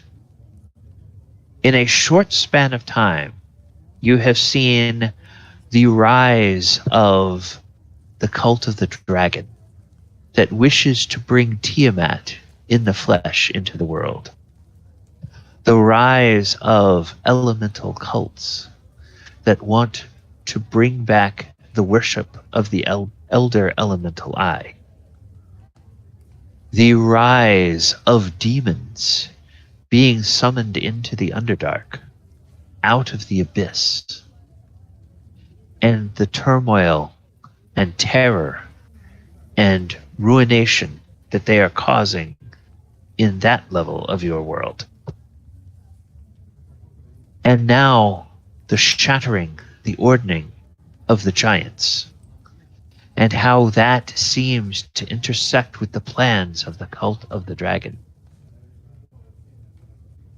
What if I were to tell you that we, the members of the Circle of Eight, believe that these are not all isolated, but that these have all been orchestrated by one mind for one sinister purpose? We think that for the last 100 years, Acererak has been putting the stones into motion that would result in this chaos and turmoil unfolding across the Sword Coast. And now I believe we understand why. Acererak found a forgotten city in a forgotten place, the jungles of the peninsula of Chult, south of your Sword Coast. In that jungle, there is a city called Omu, a city that has a tragic past, but it is a city that stood to serve Acererak well. We believe that what Acererak has done is he first found the people of that city. He slew all of their gods. He took the place of those gods. And he took the people of that city and put them to work building an elaborate tomb underneath the ruins of Omu. And there he has installed a device called the Soul Engine. What the Soul Engine does is the Soul Engine acts like a magnet for every soul that dies in the world of Toril. And what is going to cause more souls to die than wars caused by the cults of the dragon, the cults of elder elemental evil, the terrorizing of the demon lords loosed in the Underdark, and the wars caused by giants that have their leadership shattered as they war against small folk and war against each other. And that soul engine is being used to power something called an atropol. An atropol is like a godling before it becomes a full deity. Some people might think that Acererak simply wants to grow a godling for the mere humor of growing a godling and stealing the souls of people. We think not. We think he wants to grow a godling until it becomes just powerful enough that he can slay it himself and infuse himself with the power of that godling. And at the same time, infuse himself with the hand of Vecna and the eye of Vecna. And then instead of him being a vessel that Vecna can take over, Acererak hopes to use his newfound power to take over Vecna and become the god of the portfolio that Vecna now occupies. This, my friends, would be a terrible, terrible thing. Not just for you, your world, not just for our world of Earth, but for every plane across the multiverse. Because while Vecna hoards secrets and he enjoys what is whispered by evil people in the dark, and he enjoys learning this and keeping it for himself and giving it at only a price to those that please him, Acererak would use all of that knowledge to cause terror on every world where civilized folk live. He would terrorize the astral sea. He would terrorize the very abyss itself. And I would not put it past him, if he had the power of Vecna, to try to terrorize the very 9 hells themselves. For Sounds like a bit of a dick. You could say that. You could say that. Sorry, you were saying. Acererak has an ego that is boundless. The way we think he can be stopped is to go into this tomb and slay this atropol and destroy this soul engine before it can complete its work. That will not end Acererak, but it will cripple his plans. And all this century of work that he has done to put these plans into place will be for naught. Now, granted, people will still have to deal with the problem of the dragon cult trying to summon Tiamat in the flesh. They will still have to try to help King Hecaton restore order to the ordning of the giants. They will still have to find a way to return the demon lords to the abyss, and still have to finish closing the rifts to the nodes of the elemental planes that the cults of elemental evil have tried to open. Wait a minute. I'll look over at Emil. Like, didn't we meet a lich? Hold on just a sec. I'm updating my planner here with all the things we need to do. Right. Yeah, Lich. Yeah, we did meet a Lich. He helped us get out of a sticky situation, and That was when we were leaving Gragglestug. What? No, we went to Gragglestug. Yeah, it's when I first met with you guys, that creepy old man.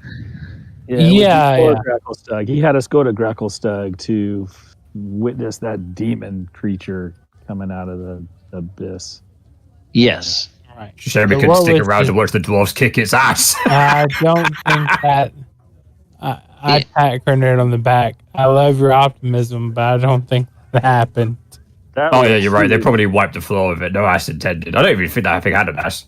I think he was trying to give up the Lich life, though. This Acererak seems like a guy 10 times worse. Yes, between Mulek and Thaldohr with his mastermind, the two of you, between Mulek's notes and what Thaldohr can remember, you would recall the name Renwick goes to that Lich that you met. And that he was in the place that he was trying to build a suitable mausoleum for the remains of his brother, who was a paladin. And then once he got that built, his plan was to have somebody destroy his own phylactery so that his lichdom would be ended. But he was using lichdom to build a suitable monument for his paladin brother who had died hundreds of years ago. I wonder if he might have any clues to how to deal with this Acererak. Oh, he's one of their kind. Yes, very clever. Well, Leomund jots down some information and says, "We have contacts in Toril.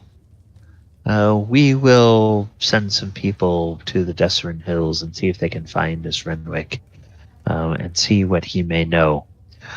But the thing about Acererak, he never does things the same way other liches do. Every lich is required to have a phylactery, a receptacle, if you will, a usually a gem or a magical jar of some kind somewhere that serves as a repository and a receptacle for their soul when their physical form is destroyed. And then within a certain amount of time after they are physically destroyed, as long as this phylactery is intact, the lich will reform near their phylactery. So as long as their phylactery remains intact, the lich is effectively immortal. But I have it on good authority, based on my own scholarship, based on scholarship that our friend Mordenkainen has done, and in fact, based on some field research that our friend Bigby is trying to follow up on even now. We believe that Acererak has multiple phylacteries, and those phylacteries are spread across many planes of the multiverse.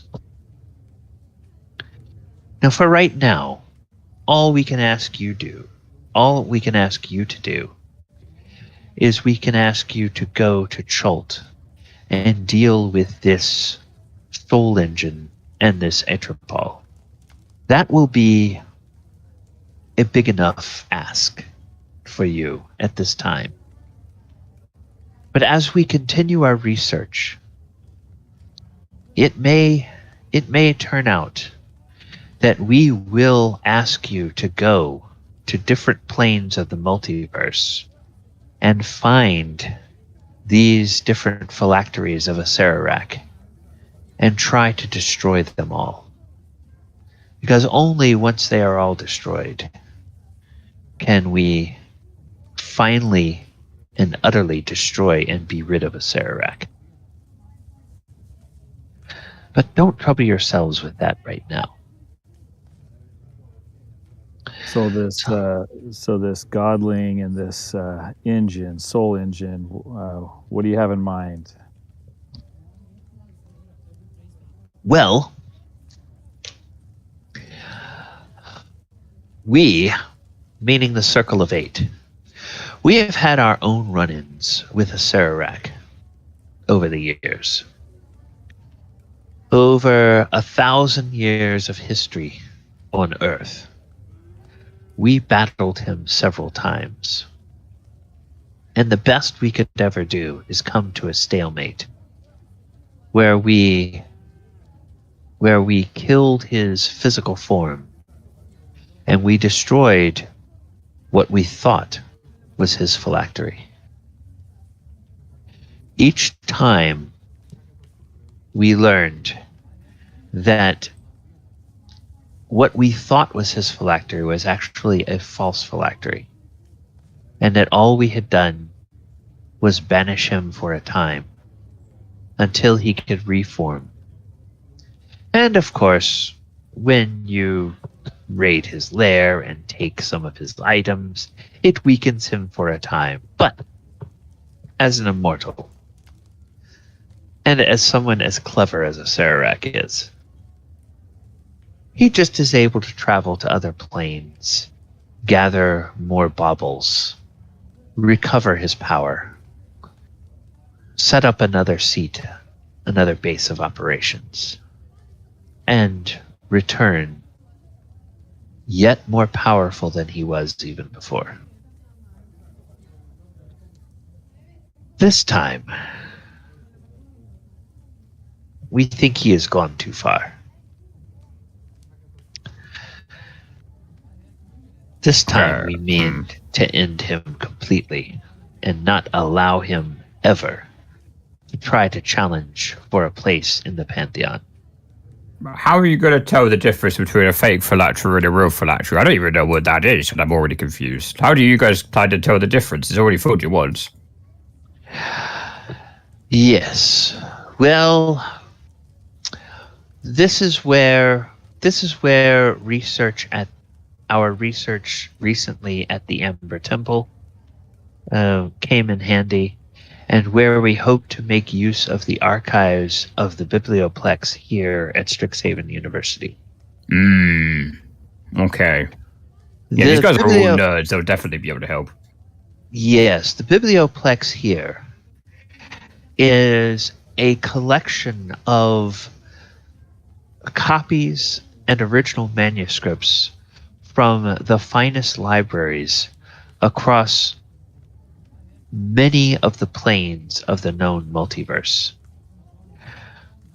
With research we do here, we can each travel to other planes and find other primary sources that can help us determine the location and the exact nature and the methods of destruction of each of these phylacteries. Because there is another thing you should know about a Lich's phylactery. Mm-hmm. Each Lich imbues his or her phylactery with special properties, which means that the most powerful of Liches you cannot simply destroy their phylactery by normal means. There is almost always a very strict, very precise procedure that you must follow to destroy a phylactery. And if Acererak has multiple phylacteries, you can bet that each one of those requires a different set of precise steps done in exactly the correct order in order to destroy it. Oh, my head already hurts. I hope you write this down, Mulek. Sorry, it's confusing stuff. Yes. So what other questions do you have about Acererak at this time? This place in Chult, is it, are these all humans, humanoids? What type of creatures will we find? Ah, well, that is an excellent question. Okay, so for that we go to. And the reason why I'm asking is, if we need to get close to perform these tasks, are we going to stand out? How do we, get in unseen, undetected, blend in? Well, that part is actually easy. The city of Omu has been mostly reclaimed by the jungle. It is mostly uninhabited. There are no living residents, other than perhaps a few bands of goblins that may live on the perimeter, and perhaps some other unsavory individuals that are in there. There are rumors that there are a tribe of Yuan Ti that live within the ruins of Omu, but we have had no direct sightings of them. Since you ask, I will tell you a little bit about the history of Omu. Omu is known as the Forbidden City.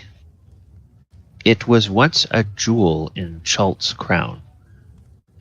It was built over rich mineral veins, and the city gained a lot of wealth in abundance.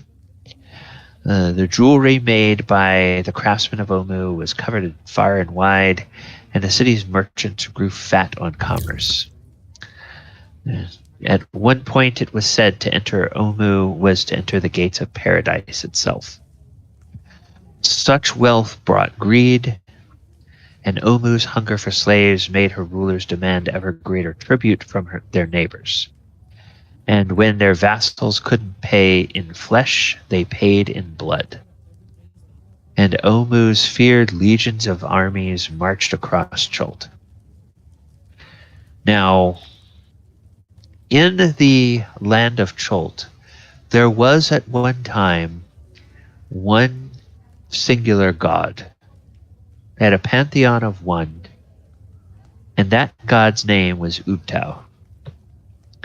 But when Ubtao saw the hubris and the greed and the avarice and the bloodthirsty nature of Omu, he became angry. He turned his back on Omu 200 years ago, long before he abandoned the rest of the peninsula of Chult. Omu's clerics overnight lost their spells, and the city fell to sickness and disease. Then the slaves rose up and destroyed many of the nobles, and most of its citizens fled in droves, fearing what would chase them from the jungles. All the maps that show Omu's location were destroyed, and its coins were melted down and reminted. Fallen from grace, Omu became known as the Forbidden City. But in the place of Ubtao, in that vacuum left by Ubtao, 9 different gods arose. These were primal spirits rising from the rainforest to bewitch the few remaining people that lived in Omu. They disguised themselves as jungle creatures and promised great power in return for devotion. The people were desperate for redemption, and they tore down their temple to Ubtao and raised shrines to these 9 gods, now known as the Trickster Gods. But the deities were divisive and often cruel. They were too weak to grant miracles to every follower, so they concocted elaborate trials to winnow the clergy. On holy days, the mettle of the aspirant priest was tested in their 9 shrines, with deadly consequences to those who failed. The trials provided entertainment for the degenerate people left in Omu, and fed the weakling gods with much-needed sacrifices. For nearly 100 years, the city folk lived by the mantras of their trickster gods. They built statues in their names and schemed against each other to assert their chosen god's dominance. Omu's glorious past was lost, but its people endured. Such a mercy did not last long. And it was then, about 100 years ago, that this fallen, depraved city attracted the attention of our boy. That's right. Acererak took notice of Omu. When he saw these 9 trickster gods, saw how weak they were, he thought it would be a challenge to see if he could slay them and take their place. He devised means by which to slay these gods, and as he slew each one of them, he found that he absorbed what little power they had. Absorbing the power of these 9 trickster gods filled him with hunger for even more power. And this is when and where we think he hatched the plot to try to take the place of Vecna within the Pantheon. When Acererak arrived and slew all of the 9 trickster gods, he enslaved the people of Omu and forced them to carve out a tomb where their trickster gods would be laid to rest. When the tomb was complete, Acererak murdered every single person who still lived in Omu, and he sealed them as undead servants within the tomb, along with their false gods. He put in place the soul engine, and he went off in search of the seed of an atropal. And he began to whisper into the minds of the forebears of those who today are the leaders of the cults of elemental evil, the cult of the dragon, the mad people that summoned the gods into, or summoned the demon lords into the Underdark, and into those who shattered the ordning of the giants. Our boy has been busy. I think busy is an understatement.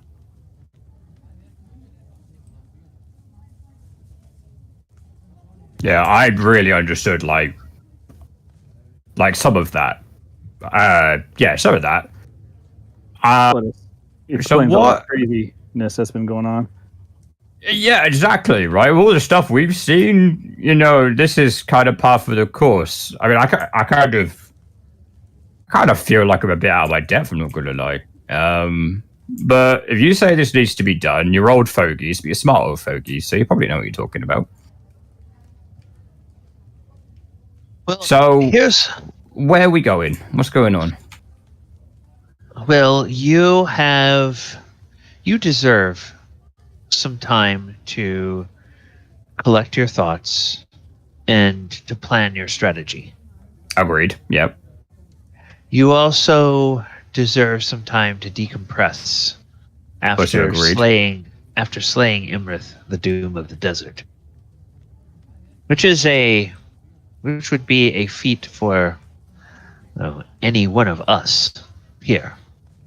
And the fact that at your stage of your adventuring career, you were able to pull together the kind of team consisting of adventurers, metallic dragons, and giants to infiltrate and destroy Imrith within her own lair. That is very much to be commended. That tells us that you are very resourceful and you are very capable. We suggest that you we would hope no more than a 10-day. And if you are ready sooner than a 10-day, that would be wonderful. But within a 10-day, do some research at the Biblioplex, purchase the items that you think you will need for your adventure to Chult. Find what information you can on how you might be able to reach and enter this tomb of Acererak. And then go and destroy that soul engine and slay that Atropol before it can grow into the godling it will become.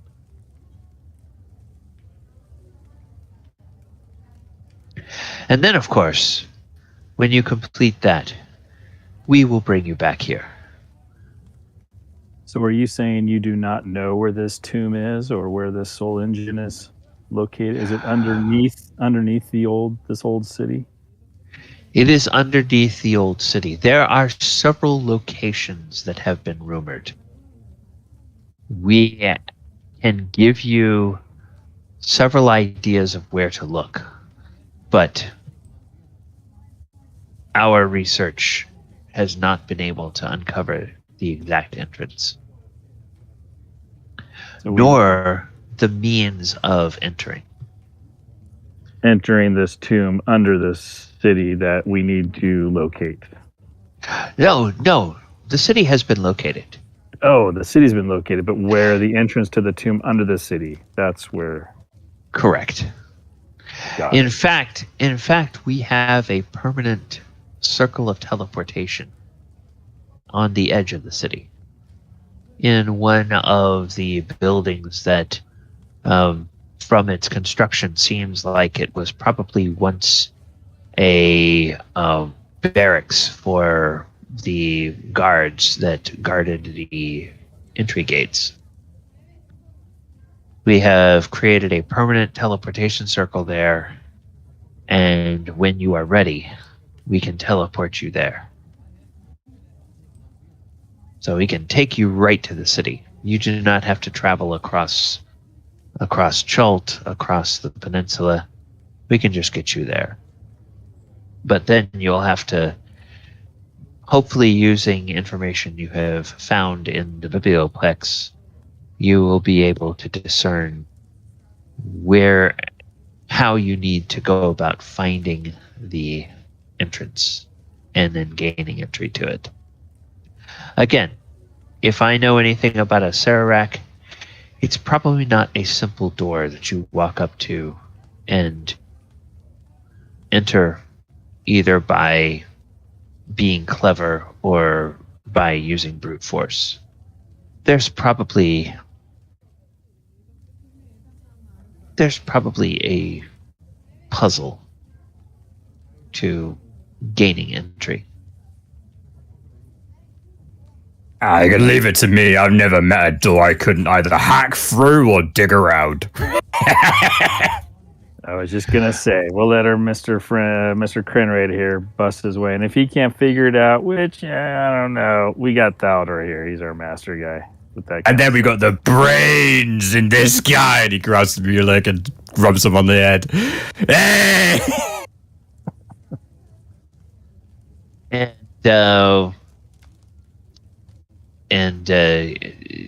Leomund will look and will say, "And you have two very accomplished bards. The bards have an amazing way of picking up esoteric bits of knowledge from all over the place. They may come in very handy." And Bell makes a mean tattoo. So that's like an excellent plus as well, I think. He kind of looks at you all. Tattoo? What are you talking about, Krenraid? Oh, yes, Belle's tried to make a tattoo of me earlier, but she forgot to put ink on her nail, right? So she just ended up stabbing me a few times, but like I felt like it was working really well. She was scratching you with her nails? That was Yeah. the tattoo? Yeah. Belle only smiled devishly in the back. Okay, Kren. And Mordenkainen just kind of shakes his head a little bit. I'm sorry, Mike, go ahead. Telling Mulek, it's like, oh, I'll show you later why he got excited about the tattoo. Yeah, what you guys do late at night sometimes baffles me.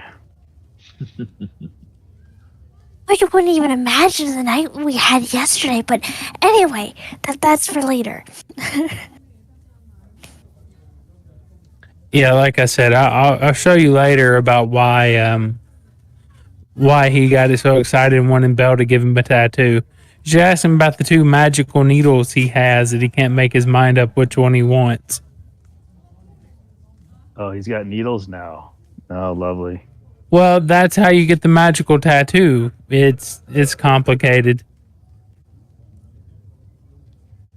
Again, leave it to Kren.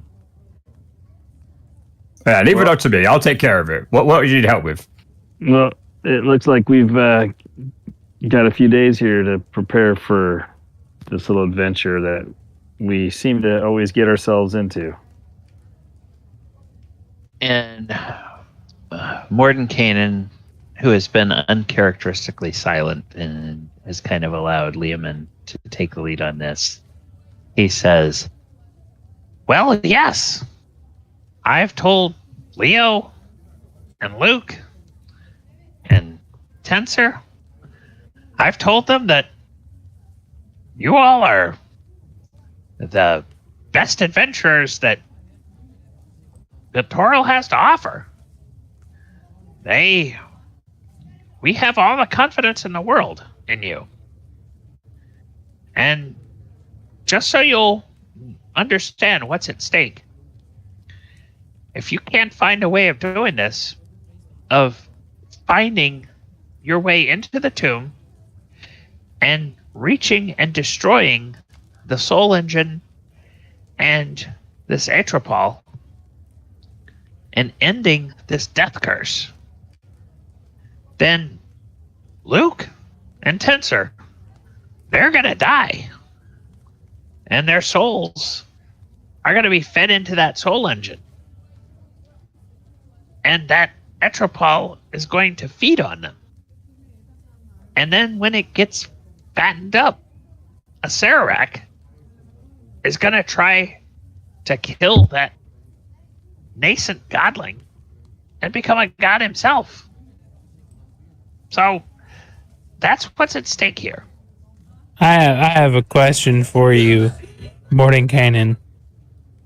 Of course. Go ahead, Thaldohr. Can Tensor and Autoluke not create another body for themselves? Oh, good question. Yeah. Oh, creating a body is not the problem. The problem is the soul itself. That's the insidious thing about this That's the insidious thing about this soul engine that Acererak has constructed. If at any time in the past a person had died and the soul had separated from their body and then was brought back either by a blessing of the gods or by the magic of a wish spell or through a resurrection spell or something like that, then as soon as this soul engine began working, they began to lose that life force a tiny bit every day until their soul would be separated from their body once again and would be pulled into this soul engine where it would wait to become food for this Etropol. So they can create all the bodies that they want, but as soon as their soul is pulled out of this body, that soul is not able to get back to another body until that soul engine is destroyed, presuming that the soul hasn't been already consumed by the Atropol by that time. Does that make sense? Absolutely no. To me, yes.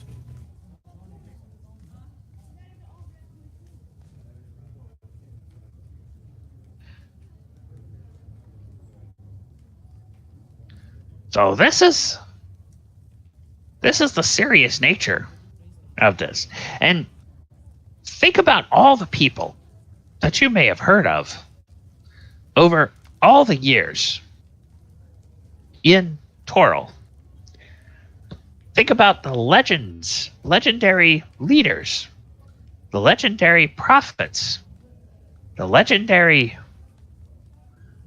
heroes that have died and maybe have been brought back to life in your world. They're all now slowly dying. And if you can't stop this soul engine, they are all going to become food for Acererak's pet. Do you want that to happen? No, that sounds awful. Mm-hmm. The only thing you should eat is like chicken or vegetables and things like that. You shouldn't eat someone. That's weird. Oh, for the love of Gary Gygax. Ugh. And Morton Kanan just sort of shakes his head. A very wise choice. Some of the things you say, Krenraid. Yeah, my mom always said I was very deep. I was thick as a log and very deep, she used to say. Was that my voice? No, that's me. Yeah, it's me. Well, I'll have to say I agree with her there. I wouldn't disagree with Ma. She would, she would teach you.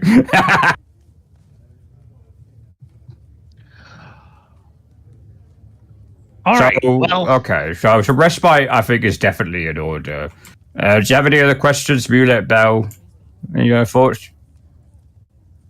I might have more questions after studying a little bit about Chult, but I don't have any more now. And Adaluk will speak up and he will say, there are two parts to Bigby's research that he is doing now. We expect a report on the confirmation of Acererak's involvement in these happenings in your world. But we also expect a report on a theory about a way that you can protect yourselves from the death curse at least one time. we understand that what is involved in this could be making a pact with a powerful fey creature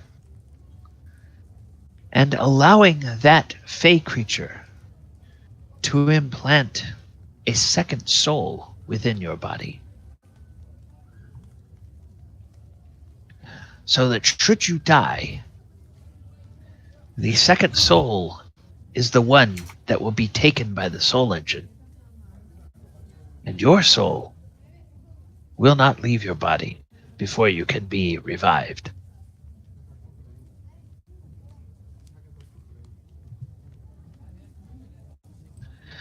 But this is only a theory. We will have to wait until Bigby arrives and see if he has been able to confirm it and what steps you must take. He sounds like a very big man, so I'm sure he's got it covered.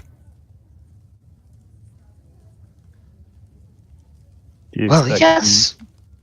Of course. Do you expect him to return within the next 10 days? Oh, he should be back. He should be back either today or tomorrow, if he's on schedule. If he's not back by tomorrow morning, we will be doing a sending to find out where he is.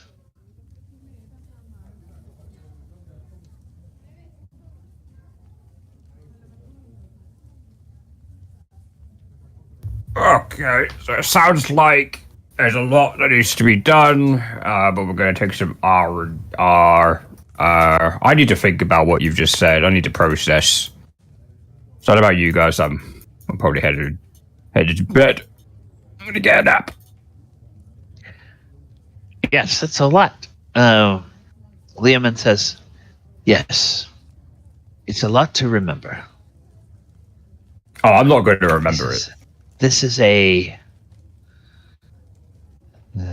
an important task, perhaps the most important task that any adventurers have ever undertaken. Okay, now I really want to remember it. Oh, Krenraid, trust me, if you and your friends are successful in this endeavor, you will be remembered. You will become... That's good. You will become legends. Legends?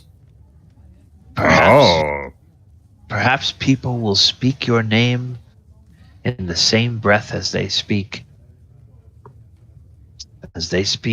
Adaluk and Bigby and Mordenkainen and myself. And Mordenkainen says, "Ha! Not likely." If he could do it, then Mulek sure as hell can.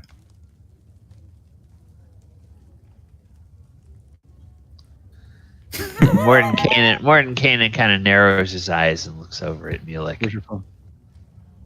And then, kind of, almost like he's studying Mulek, like he can see through Mulek or something. And then he looks back at Krenraid, and he just sort of smirks a little bit. Yeah, I think you're having a stroke. Your lips quivering.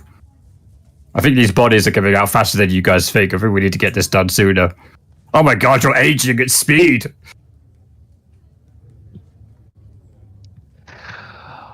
All right, so when you guys are ready to do so, we have a few minutes left tonight. You guys can either talk about and think about what kinds of magic items you think you might want to take. You can do some research on Acererak or research on Chult, and basically how we'll handle that, we'll just handle that with dice rolls. and then depending on how good your rolls are, I can give you some information that basically would be things that people would come across if they were playing through the early parts of the campaign. So you kind of will have more of the knowledge that you would have by the time you get to Omu if you were playing all the way through the campaign where that appears. And then that can give you a little bit of information about that. And then there will be the briefing by Bigby when he gets here on sort of the insurance policy. What you guys can do to give you basically one free death, so that you won't be consumed by the death curse.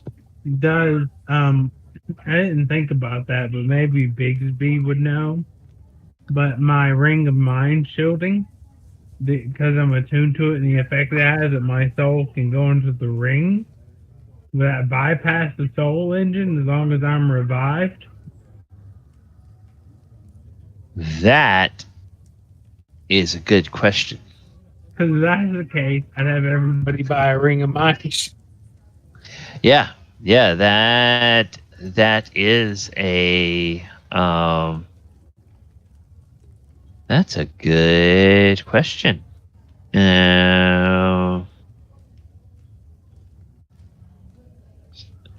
Let's see. The Hey, Paul, Hmm. somebody broke the DM. It's a good question. It's genuinely a good question. yeah.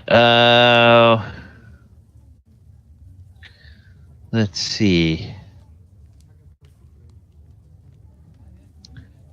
What I'm gonna have to do, I'm gonna have to look and see if they have any kind of like sage advice or anything that dates back to this particular campaign, and see what the interaction of the Ring of Mind shielding and the Death Curse is. My hunch is that exceptions usually counteract the norm.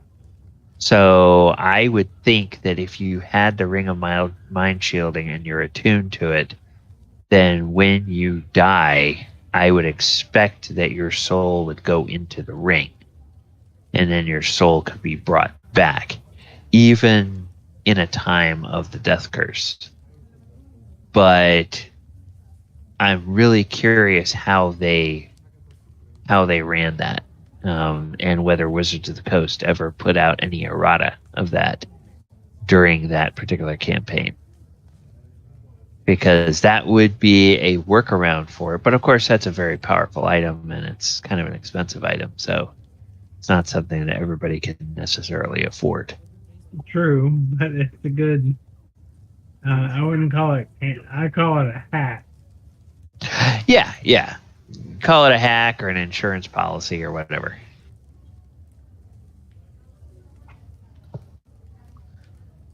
All right.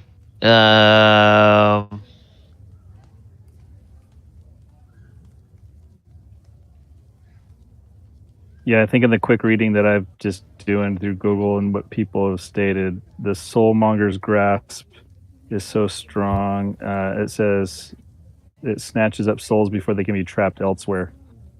But So that's how they solved it. It's just such an instantaneous effect that you're it's grabbed so and strong. yanked. Yeah.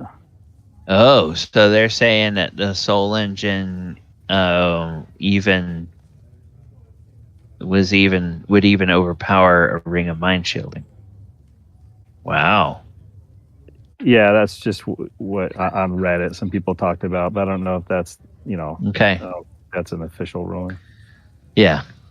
It makes some sense. Like I'm sure that, and that's the thing. It's an effect that blankets like many dimensions and many places. So having an effect that strong continuously, that's a really good question. Like, would they be able to maintain that kind of strength, or is it requiring more focus? Does it get stronger the closer you are to the soul engine or something? There's all sorts of ways that, Gally can word this in as he wants. It's a very good question, that.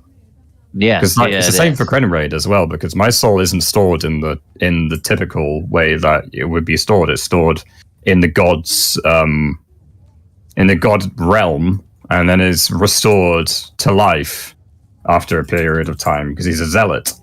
So it's stored in. I've flavored that as being stored in Farmacule's Forge, so it's slightly different than the typical transmission of a soul within D&D. So that would definitely go into the soul engine because that's a long journey.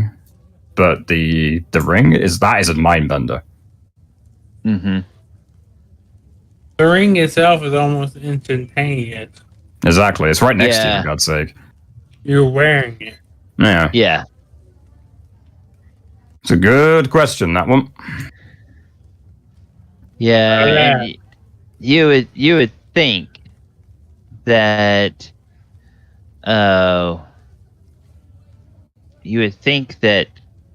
sometimes in either the index, the appendix, or in the front matter of some of these campaigns, they have some of the things like interaction of various different magic items and things of that nature. So I'm just, but I don't see anything in the introduction, and I don't see anything in the magic item section of that. Because in game between me and Muley, he knows I said that if I ever died, my soul would be in that ring for him to take it. Right. Yeah, so what I see here on Reddit, it says from the introduction on page 5, and I don't know what introduction they're talking about, but it says, unknown to Syndra and her allies, the soulmonger is trapping the souls of the dead and depriving liches of the means to trap souls in their phylacteries. The soulmonger snatches up the souls before they can be trapped elsewhere. Okay. But yeah, you could rule it like some have said. The way they rule it is the ring can hang on for a little while, but then the soulmonger is so strong it will eventually pull it out. The ring. So it's like a buffer. So it looks like, yeah. Yeah. Well, and that's right there. If it says the soul is depriving liches of the means of trapping their souls in their own phylacteries, that's a pretty powerful tie between a lich and their phylactery. So if it is overpowering that, then it might well overpower a ring of mind shielding.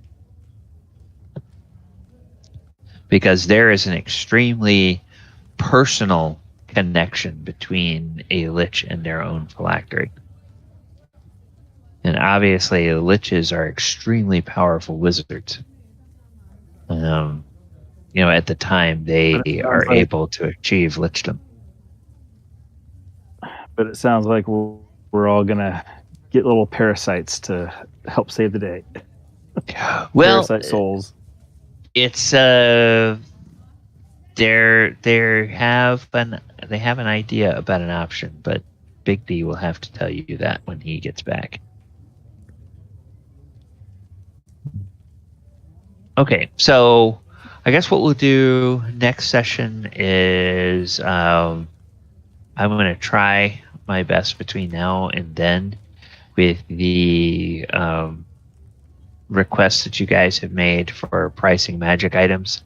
I'm going to try to get those prices in the magic item pricing channel on the Discord server. And then you guys can figure out what things you may want to buy. Keep in mind that the price range for very rare items goes all the way up to 50,000 gold. And so some of the really super useful very rare items are going to be extremely expensive. So that's just kind of a caveat there for people who have been considering several different very rare items. You probably have to choose one, and then maybe depending on what, how useful I make the determination that they are, then you might be able to afford two of them. And also keep in mind the thing with attunement, that you're limited to attuning to 3 items that require attunement. Then we can do some research, and like I said, that's going to be basically, you tell me which topic you're researching, say where you're going. You can maybe do some flavor with it or whatnot, and then it'll be a die roll, and then I'll figure out what bits of information you find and how much information you find on each of the topics you're researching. Sounds good. Well, can you also pricing the items that we're interested in, possibly giving us the answer to the value of the different gems that we got in the treasure hoard? Yes. Okay. Some bulk gems that we got that were in range from different amounts, and so that might help us bulk combine those resources. If there's one item that someone really would like to have that would help us, we could maybe take from the loot, but we don't know exactly how much we have if we don't know the value of those gems. Correct. Okay, gotcha.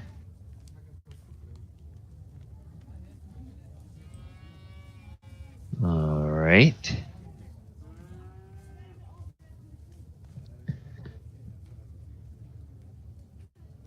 Okay, well, with that, I think we're going to go ahead and call the session.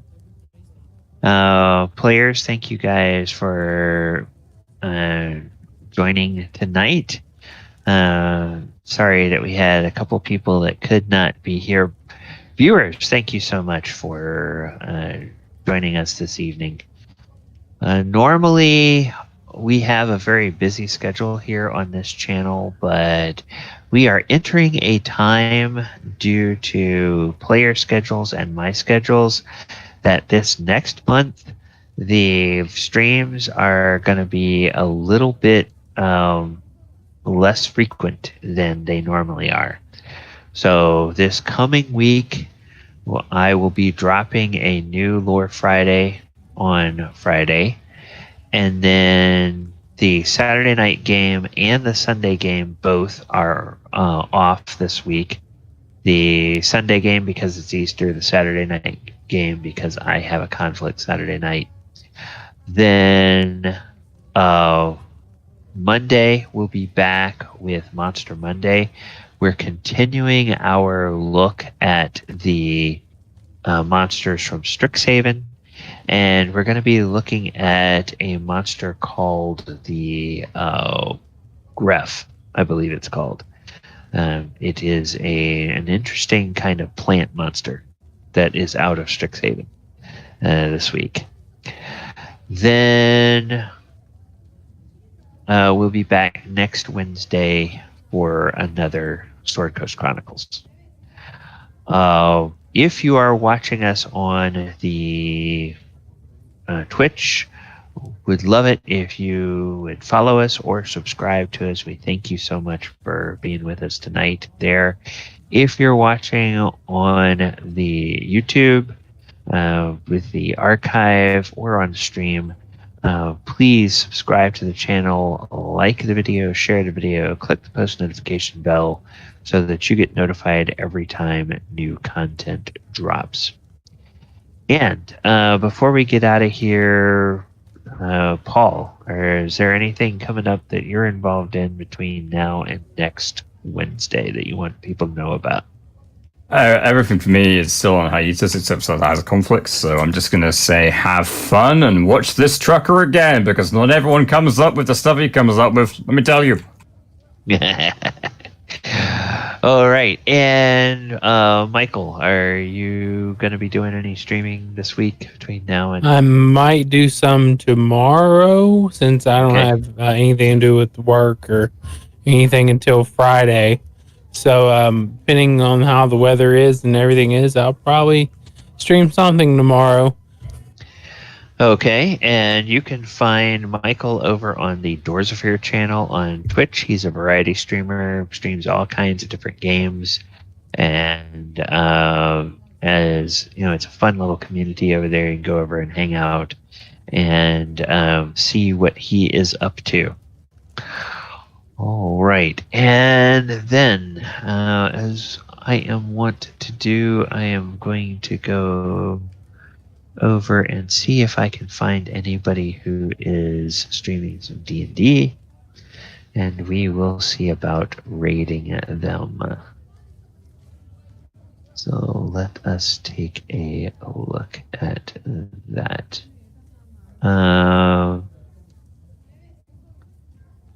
Okay.